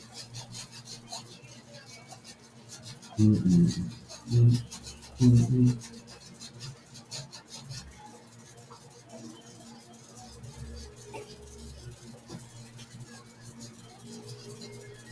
mm.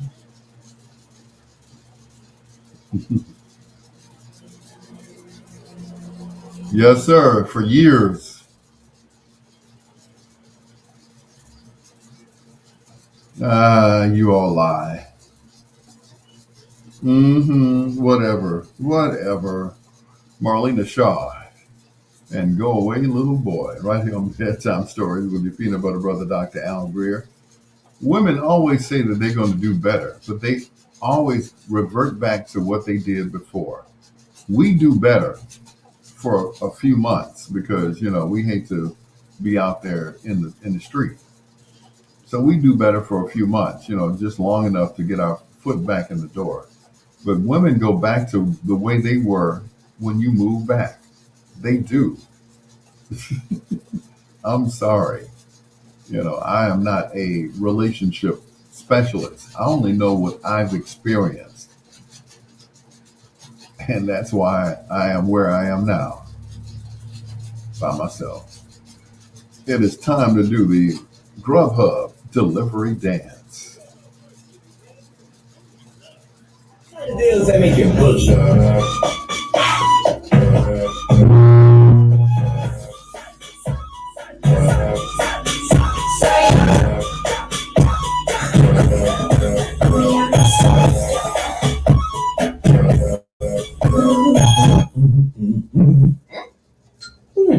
Get the food you love with perks from Grub. All right. That was extra loud with that one speaker. But anyway, it's Bedtime Stories on WOSD Radio DV Chicago, WDLB Indianapolis and Chicago, and WRLN.com, the best music of your life. A Ray Neal Media radio station. That's a mouthful, Ray. Do I have to say that all the time? Anyway, it is time for foreplay.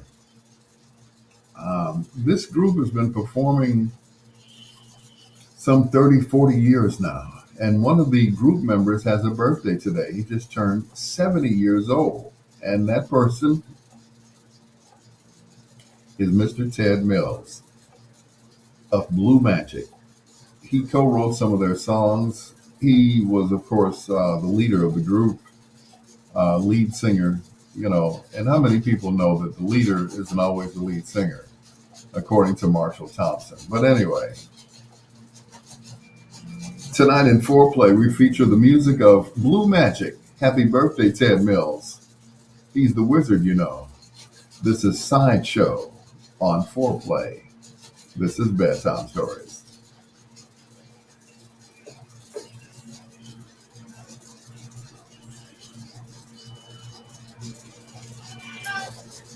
Hurry, hurry.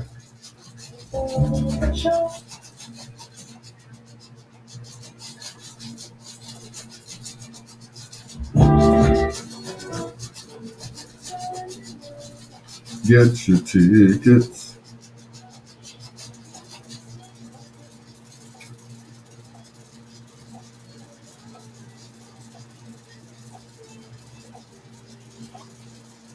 Ooh-wee.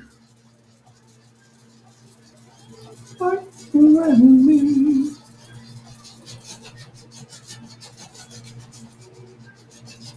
Mm-mm. That fan is blowing out some serious air, boy, I tell you. My it's like all day my temperature's been going up and down, up and down. I feel feverish and jittery and all that stuff. I'm like, I don't know what that is. It's not my blood pressure and it's not the diabetes. It's fluctuating. So, what I do is take some aspirin and that's it. And let the aspirin do what it do, baby. Yeah. So that's it. Go ahead, aspirin, do your thing. But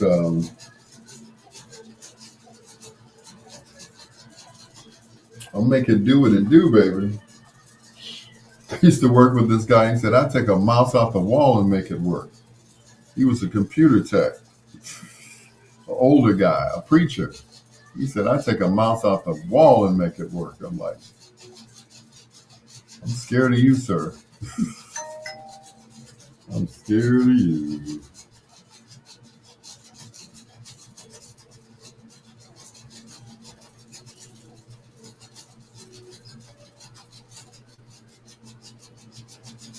See, I have to put my phone on Do Not Disturb because I get text messages all night long. So, yeah. But, yeah, I took my other studio speakers and put them in the bedroom on either side of the bed. So I have surround sound in the bedroom. Well, not surround sound, but, 2 speakers in the bedroom. They're powered speakers. So, I go ahead and hook my phone up to it and I can listen to my music while I go to sleep to my watercolors on Sirius XM. So that's what I listen to go to bed. And it puts me to bed and to sleep. Trust me.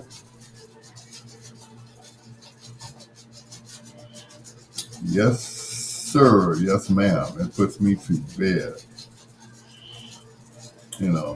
It's like as soon as the music stops, I wake up like a kid. Like, what happened? Where'd the music go? And I blame my dad for that. He would put a transistor radio in my bed at night. He said, we had to keep batteries for your ass. That battery go dead and that transistor radio go dead. Oh man, it'd be hell to pay the captain. I'd be wailing.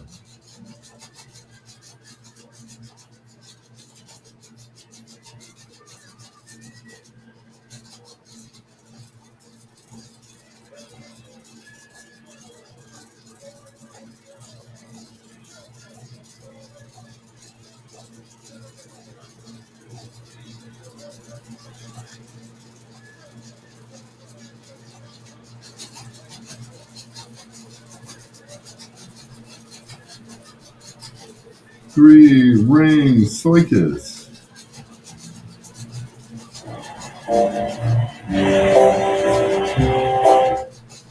Let me stop.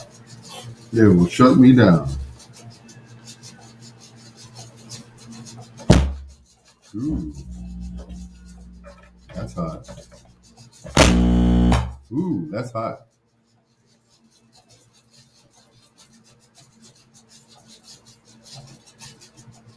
All right, now I know what to do. Okay. Doing repairs on the fly. Oh, now I know what it is. Okay. Yeah, one part of the cord doesn't work.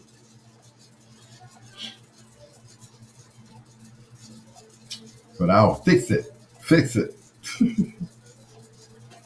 As my wife says, fix it. Fix it.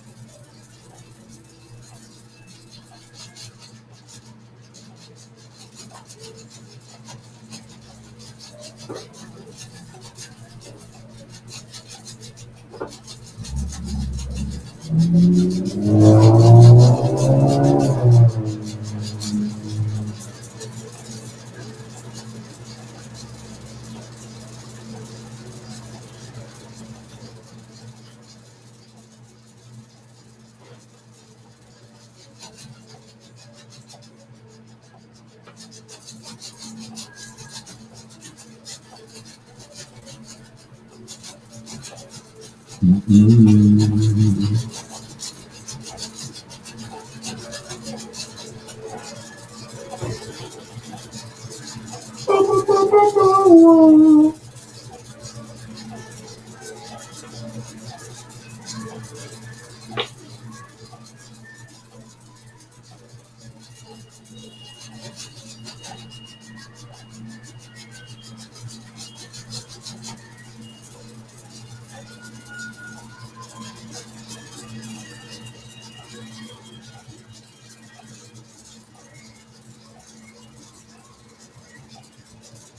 Ooh, trouble.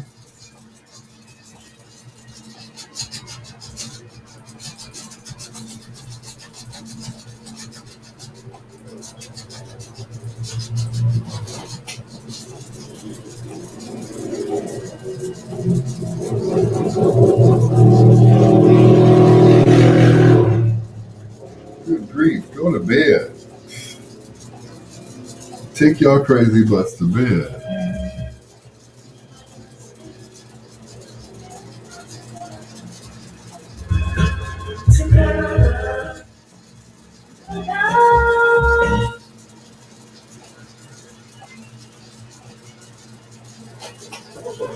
Take y'all crazy butts to bed.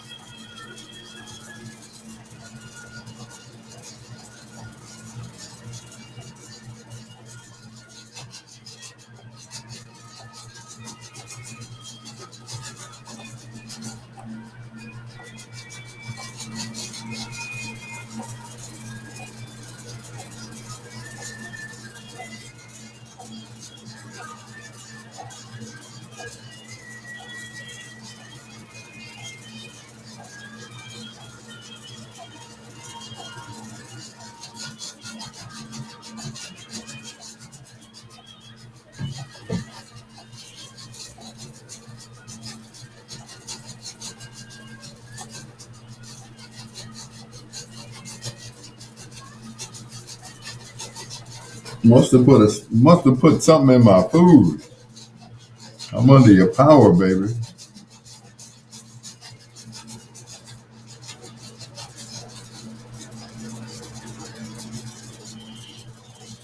Mm-mm.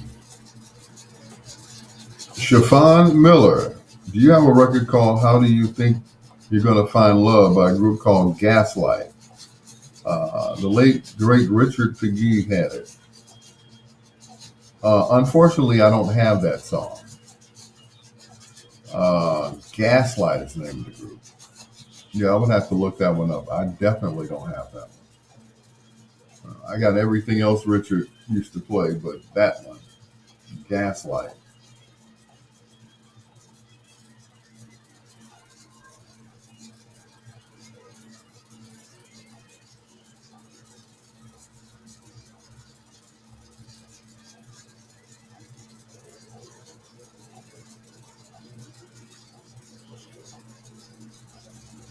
Yeah, that's one he never gave us for Gaslight.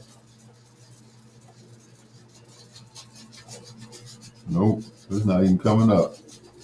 Do you think you're gonna find love by Gaslight? Nope. And I have both Richard McGee and Herb Kent's library, and that's not in it. Definitely not. You know, and I don't even think that record is available. It's probably one of those, one-hit wonders. Yeah, one hit, and that was it.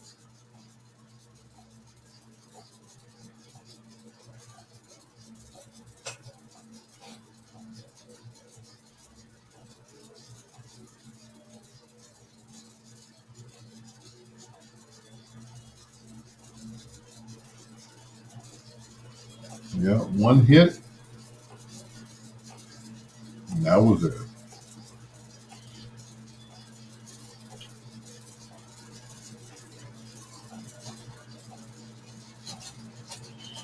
Yep. It seemed like Richard used to make the Dusties. Like a dusty factory where he made these records. I'm like, I ain't never heard of those. Where'd you find that record at? So, you know, he was great at doing that. I'm like, where'd that come from? Mm-mm.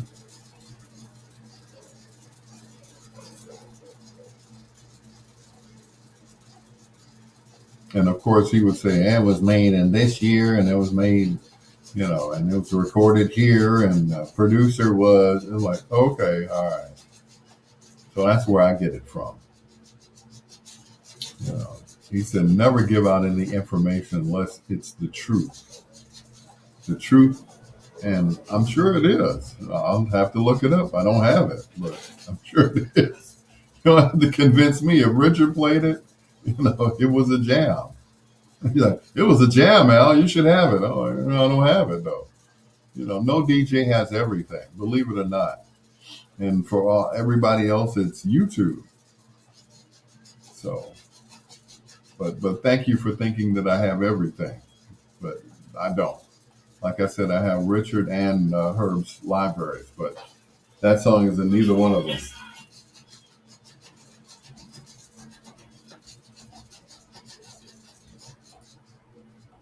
Wrapping up foreplay with Blue Magic.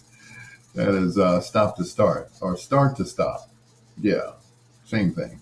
To Peanut Butter Brother Dr. Al Greer. Hello to Chiffon Miller. Also to Kimberly and Greer. Thank you so much for being on my live. I was just talking about you. I just talked you up. And she said, good evening, all. Dr. Gear. She don't even know her own last name. Gear. You forgot an R, sweetheart. Okay. But I forgive you. It's okay. She uses my name all the time. It's like, aren't you? Yes, I am. Yes, he is my husband. I'm like, that is so cute. When she wants to be bothered with me to other people, yes, I am. I am married, yes. Yeah, I could imagine what she's doing when, she finds somebody attractive that she really wants to talk to. You're the Commodores.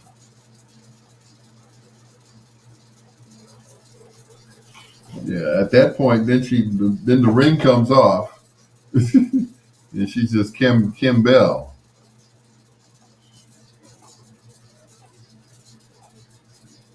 Now there you go. Yeah, you fixed it. Okay. But yeah, when like Friday when we were at the skate party, and this old man tried to hit on her. Do you know my husband's sitting over there? Now, if the guy had been young and fine, that'd have been a different story. You're like, give me your number. I'll call you. Don't call me. I'll call you. But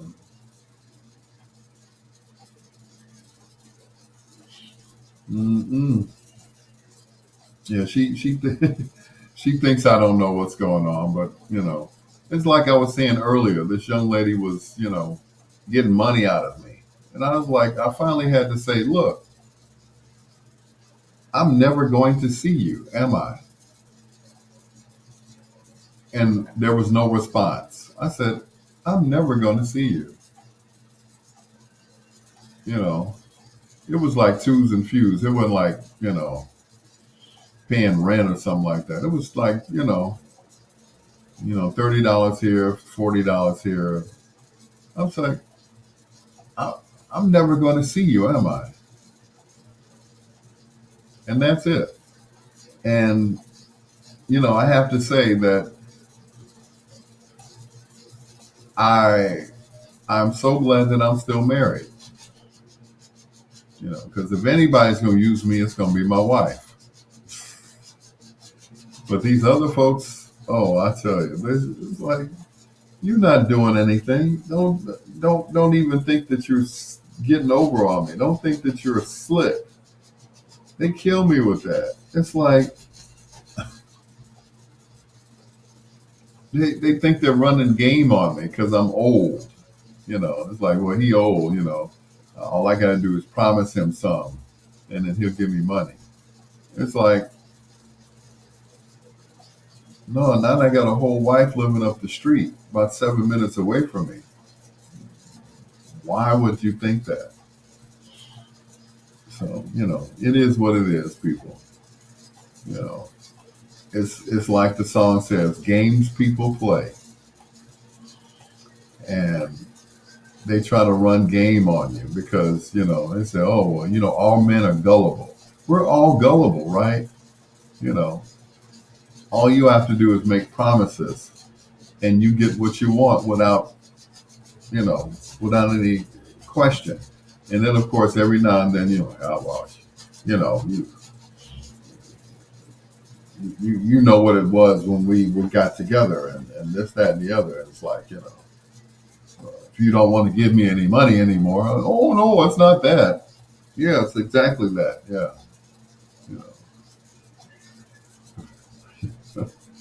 If you don't want us to be friends anymore. Friends? I'm like, sweetheart, friends? You've never given me anything. How can we be friends? Let's examine that word friends. And my wife and I had lunch. It was about, maybe 2 years ago. And she said, you don't have any friends. I said, what do you mean? Why are you saying that? She said, your boy here and your boy there try to holler at me. I'm like, okay. And like I always say, either you accept people the way they are or you don't mess with them at all. And that's just it. Like I keep saying, every one of the of Jesus' disciples, they all had problems. They all had problems. They were all without, none of them were removed from sin. And they still hung with Jesus. And he still let them hang with him. One of my real friends, he's like, man, you're a good one. I said, why you say that? Man, I'd kick his butt. I said, his butt's going to be kicked by karma. I don't have to do a thing. I don't have to do anything. Karma is yes, it is. Karma will get you. I don't have to do anything. Vengeance is mine, saith the Lord. I don't have to do anything. You're going to get got. If you think you're getting away with whatever it is that you think you're getting away with, well, guess what? You're not. You're loved by the Temprees. That one I have.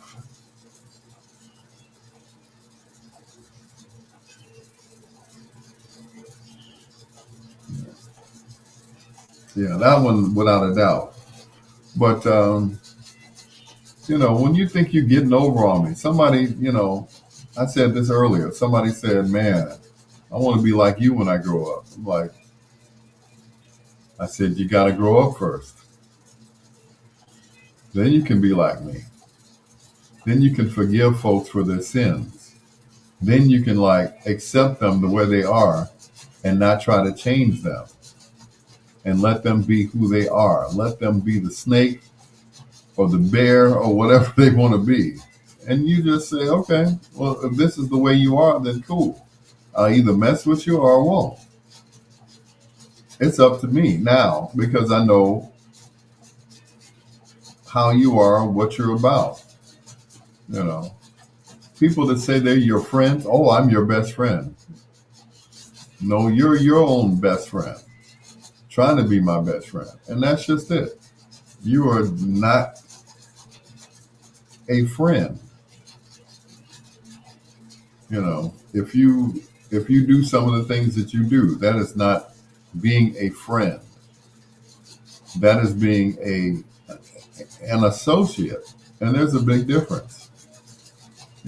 Friends, associates. Which one are you? Are you a friend of mine? Well, a friend you can call at 3:30 in the morning. I'm stranded outside. I'm on 57. Can you come get me? A friend will come get you. A not so friend will say, well, call me if you can't get anybody else to come get you. I'm going back to bed. That is not a friend. That is someone who's just, you're just cool with. It's many a nights, Miss Miller, I would get out of the bed and go pick somebody up. What's going on? D. Lawrence. Man, they still won't hire me down there in Illinois media. I don't know what happened. They fired Jaime. It was like, I was almost in the door again. I'm like, oh, what's really going on? I had a foot in the door, and then all of a sudden, then they fired Jaime. I'm like, oh, it happened to me once. I was about to get hired at BMX. The guy went back to California and died.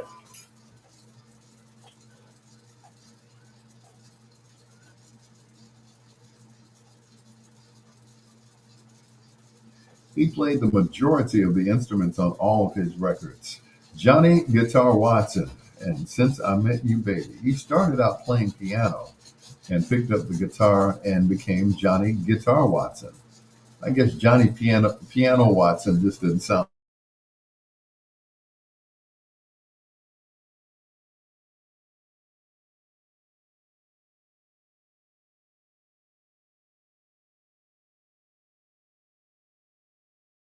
always happens. They got rid of Wendell. They got rid of Lauren, the guy who was in between Wendell and Lauren, and then Jaime. I'm like, man, I was just so close. What they say, closeness only in horseshoes. I'm like, dang, I had a foot in the door, and they slammed the door on me. They're like, oh, well, we're getting ready to Jaime. I'm like, oh, dang. I came to work at VON, and one of my coworkers, Breon Jones, he said, they got rid of Jaime. I'm like, oh, I just fell out. I'm like, well, I'd just be doggone. He was a good guy too, Lawrence. He was a good guy, D. You're the Temprees by request.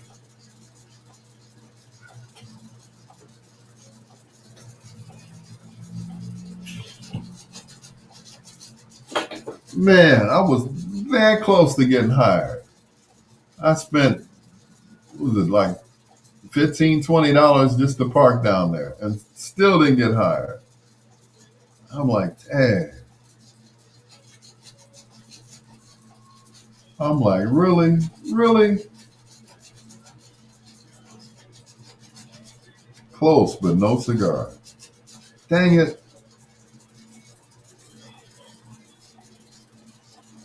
I just knew I was going to start work last week before last, and they got ready to hire me. What you say is going to happen? Yeah. That's easy for you to say. You've been there for how long? Yeah.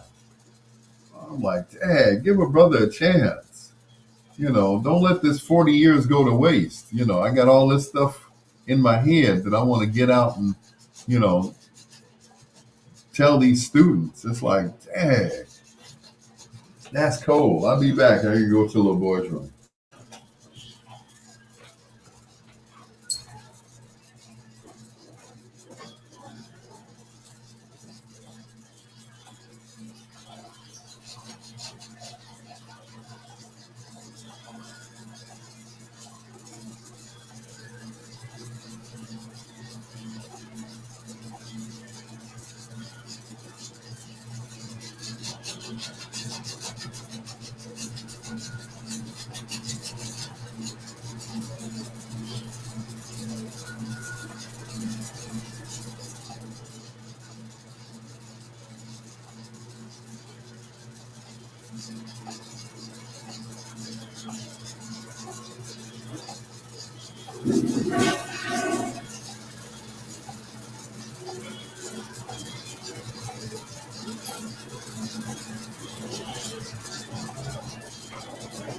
Woo-ha. So close. Close, but no cigar, as they always say.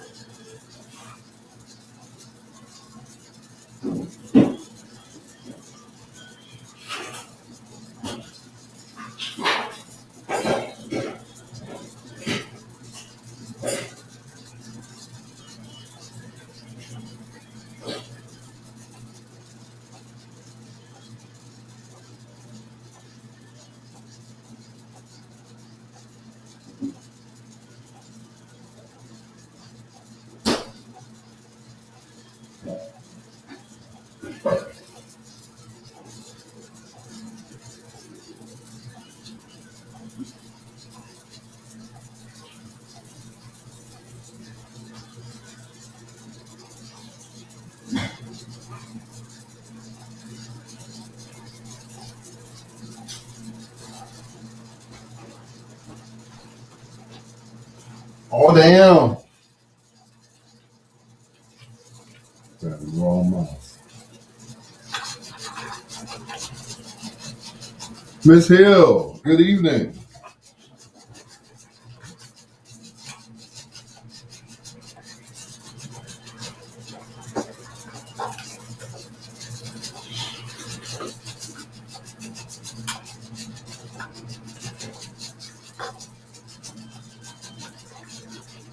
Yep, every time I get close to getting hired, it's like something happens. Lauren, Wendell, Lauren, at least she reached out to me. She said, well, my hands were tied. I don't know what that means,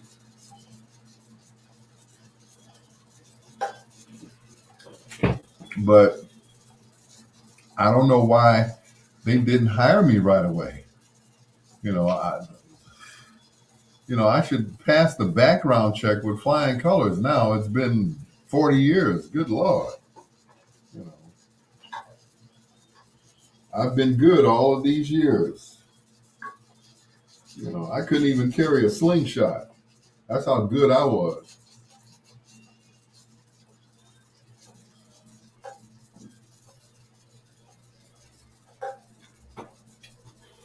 Yep.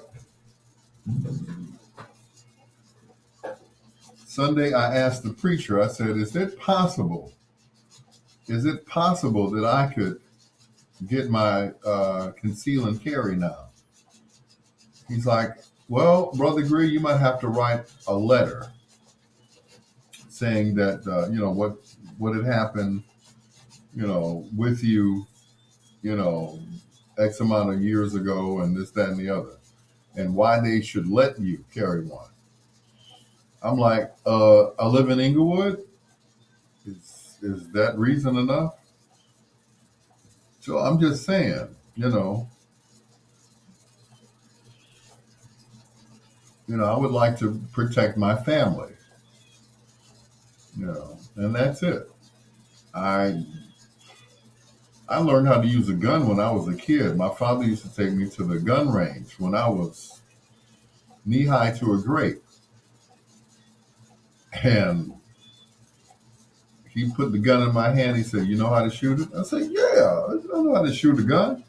Yeah, I seen them on TV." Yep. He said, "Yeah, and I know how to." Come on, Dad, give me the gun, man.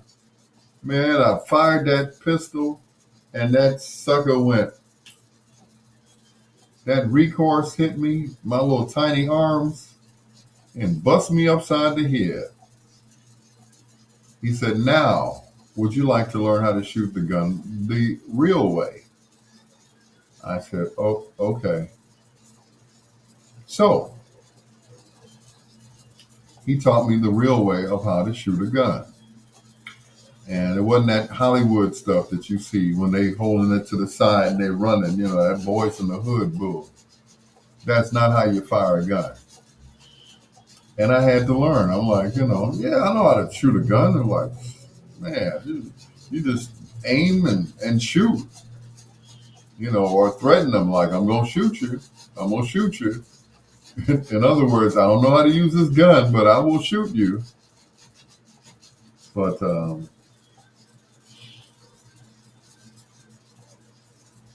it's like, you have to think.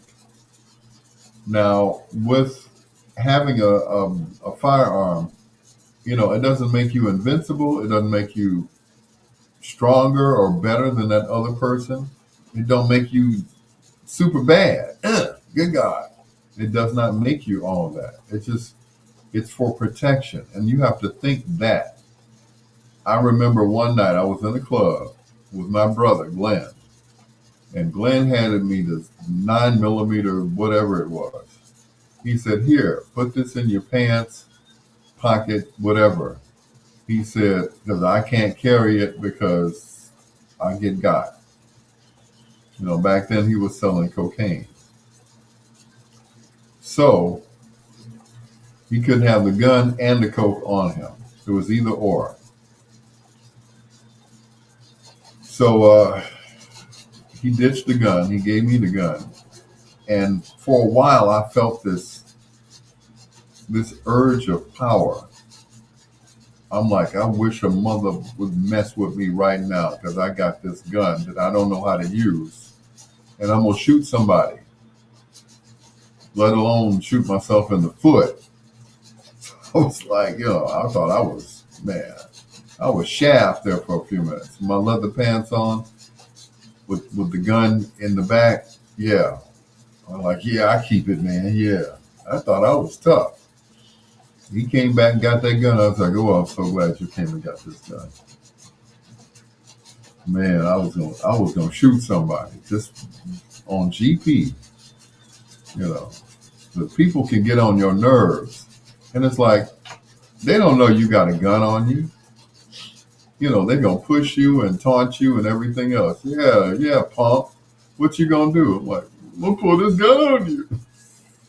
I'm gonna shoot you. I don't know how to use it, but I'm going to shoot you. I'm going to find a way, The safety was on.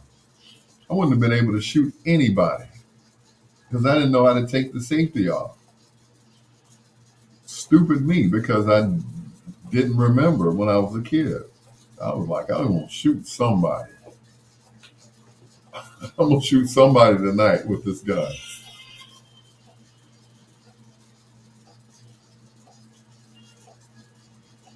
Dedicated.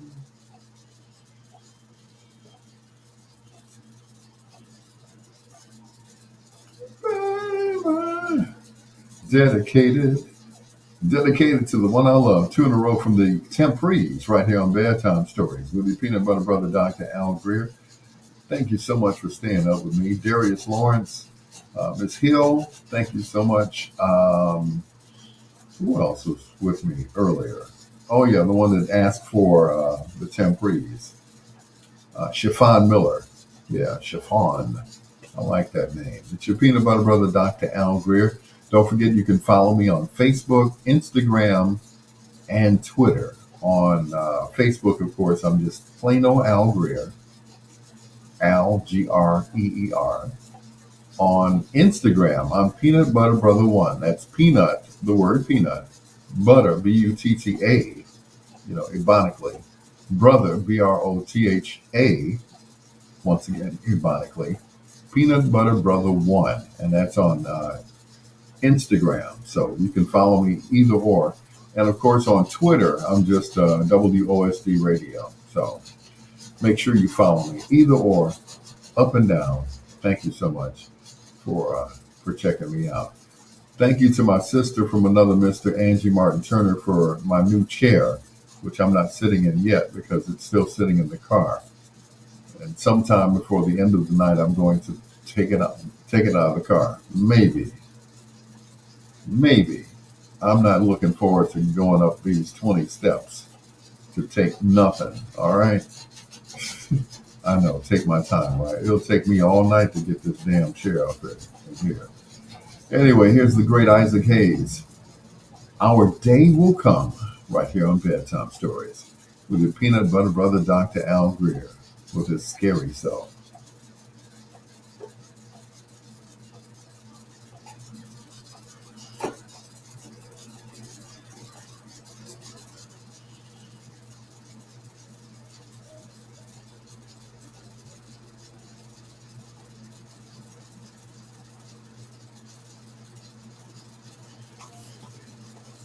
What was the big difference between Isaac Hayes and Barry White?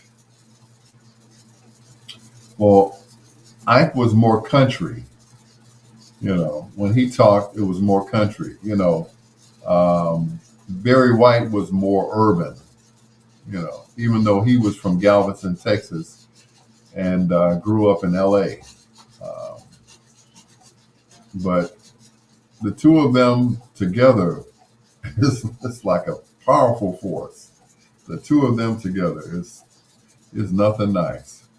They did that one song, boy.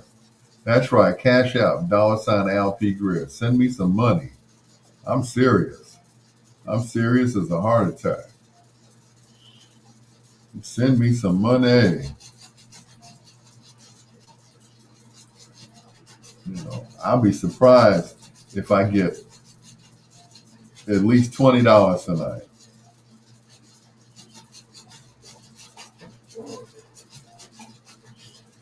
It's like they think that's for decoration. No, that's for real.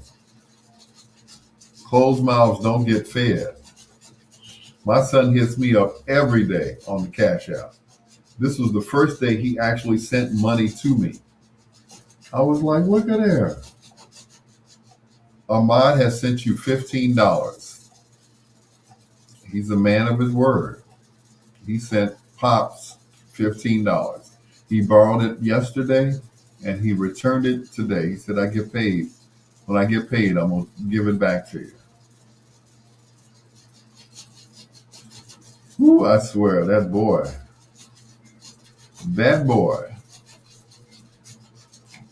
I don't know about my other kids, my other sons, my other children, but, I hate to say it, but between Ahmad and Sincere, those are my favorite sons.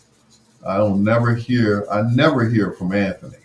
I never hear from Alonzo. Every now and then he'll call me. I'm like, okay, act like you don't know me. Don't come to my funeral crying and wondering where the money is. Because look up over at Ahmad and Lawrence, and they'd just be grinning like, where were you? Where were you when he needed your help? You know, we helped him move couches, uh, everything. It's like, okay, at the end of the day, I'm still the daddy. The daddy, the father, the whatever you want to call me, the pops. And it's like, okay, play me if you want to. You know, like I've been saying all night. That's right. Shoulda, woulda, coulda. You know, once again, when I'm gone, don't be looking for anything. All this stuff in this room is going to Ahmad. Okay? Yeah. This is going to be his studio. And that's it. But everybody else,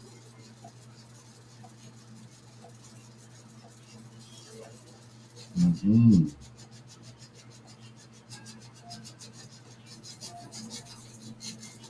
You know, at the end of the day, I'm the daddy. I'm the father. I'm the pops. And it says in the Bible, honor thy mother and thy father. That's it. That's all you got to do. You know, you don't have to like me, but you have to respect me. You know, I don't care about that. You know, you didn't do this and you didn't do that. I said, yeah, but you're here. I did that. You know, wasn't no lines of people lined up to, you know, to sleep with your mamas. You know, sorry.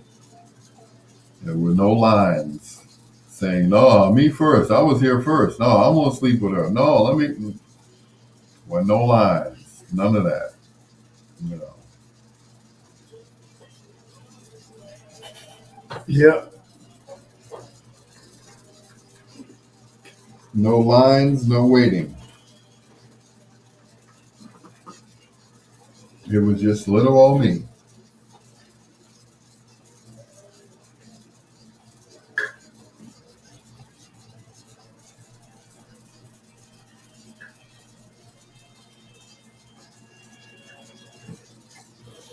Yep. You can run and tell that, in the words of Roy Wood. Now run and tell that.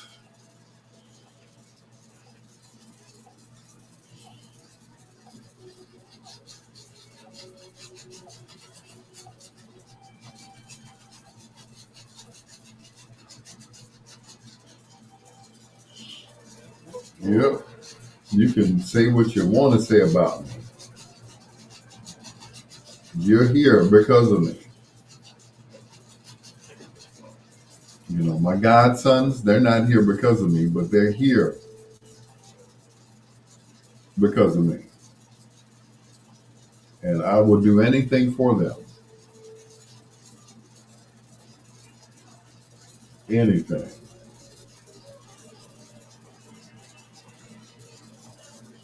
Remember that. Anything.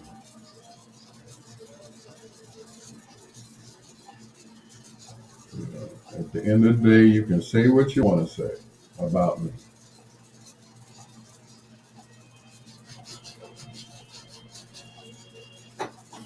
But if you ask anybody about me, they will tell you that man will give you the shirt off of his back.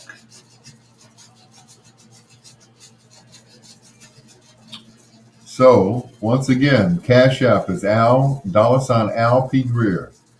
$ Al P. Greer. Send me some money, y'all. I know y'all got money. Y'all got that COVID money still.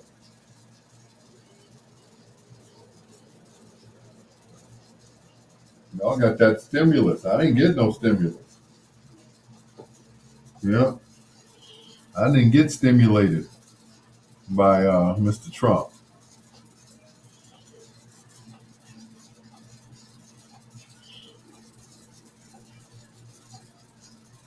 I sure didn't. I didn't get no stimulus money. I didn't take it because I knew at the end of the day that, once you get that money, don't think that the government's going to want that, not going to want that money back. Am I all right? Yeah. Don't I look okay? Yeah, I'm fine. I'm a little loopy, a little dizzy, but that's because I've been drinking alkaline water. And anytime I drink alkaline water, it always messes me up. You know, it's like, once it gets out of my system, I'll be okay. But they say alkaline water is supposed to be good for you. The last time I drank some alkaline water, I ended up in the hospital. I don't know what it is about it, but I can't drink alkaline water. So I have to cut it with regular water in order to drink it. So yeah, I have to cut it like cocaine. What do I know about that, right?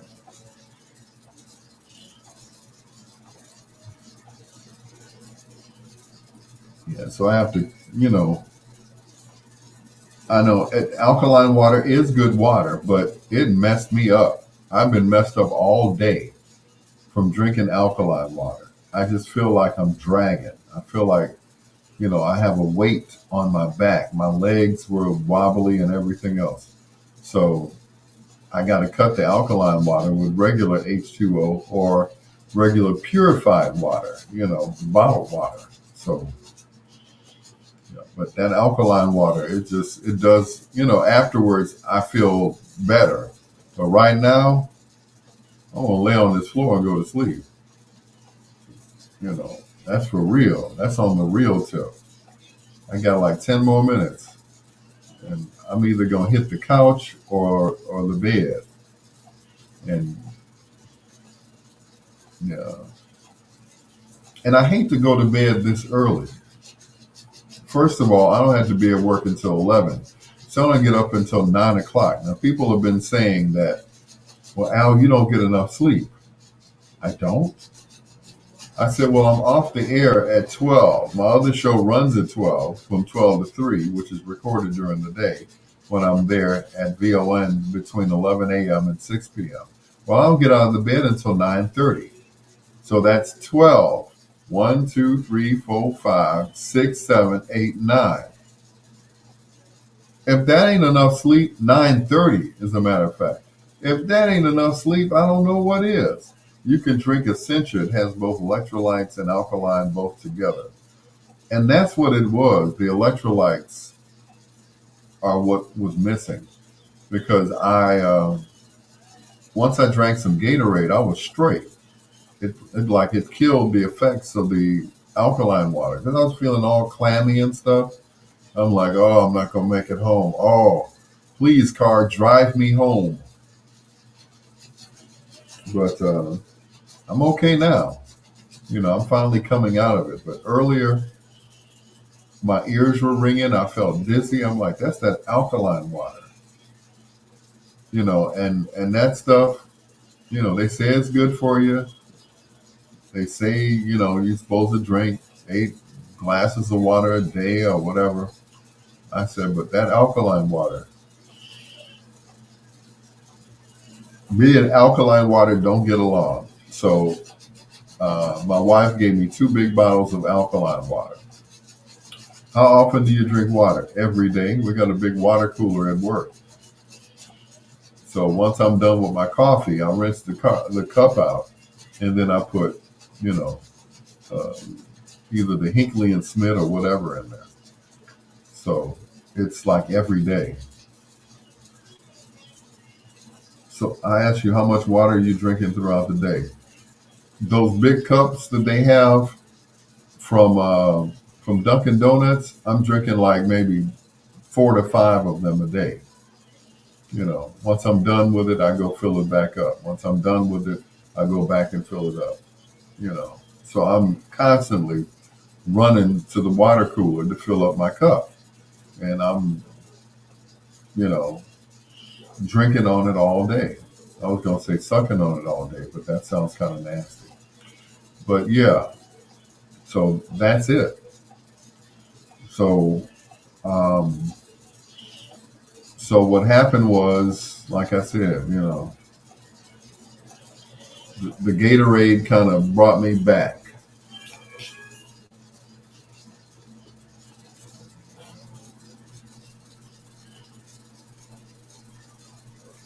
I know that's right.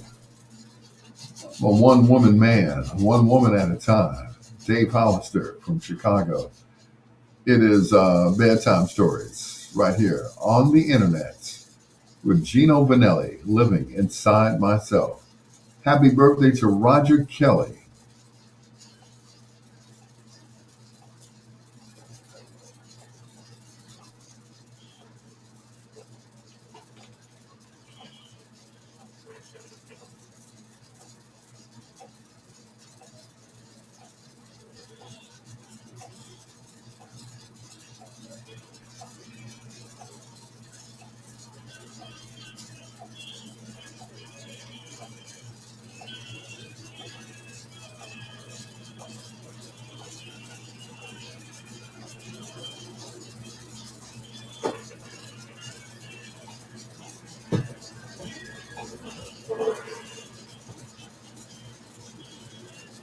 No,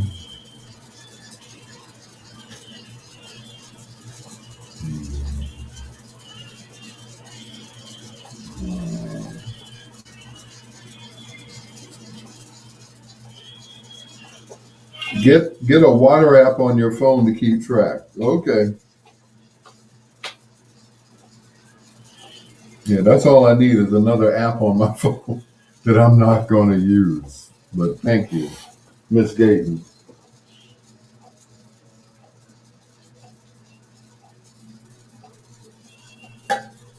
80% of your body weight of water. Okay.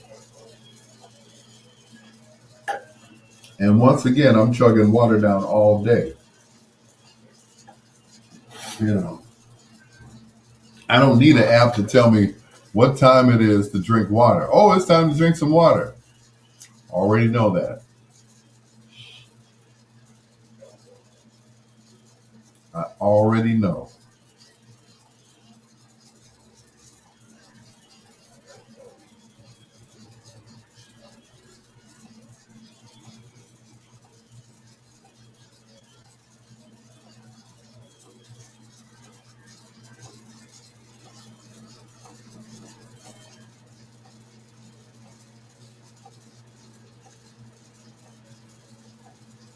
Get another app that I'm not going to be using on my phone. Oh no.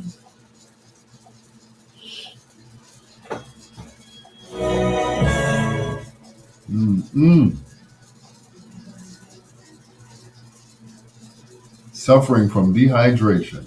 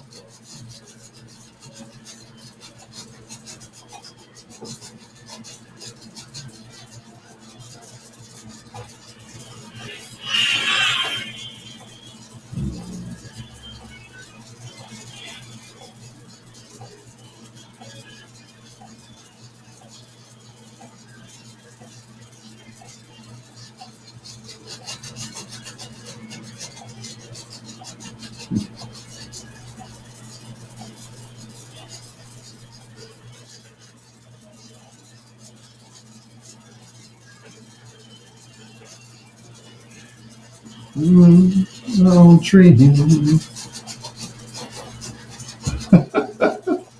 The only man to ever appear on Soul Train with his shirt wide open and a non-brother.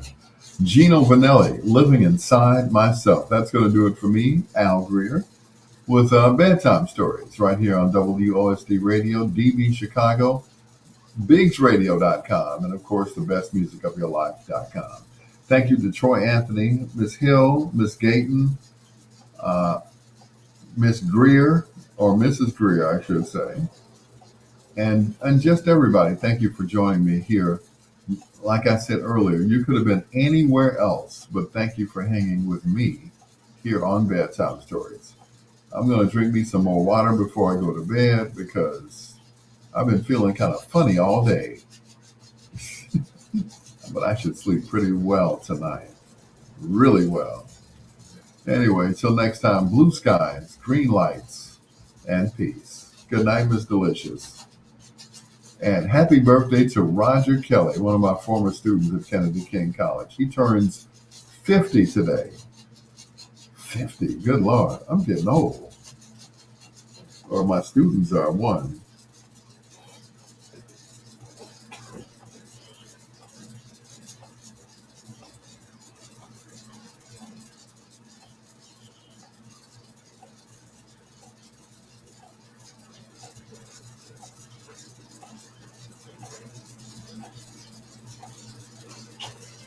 Good night, everybody. And to everybody, a good night.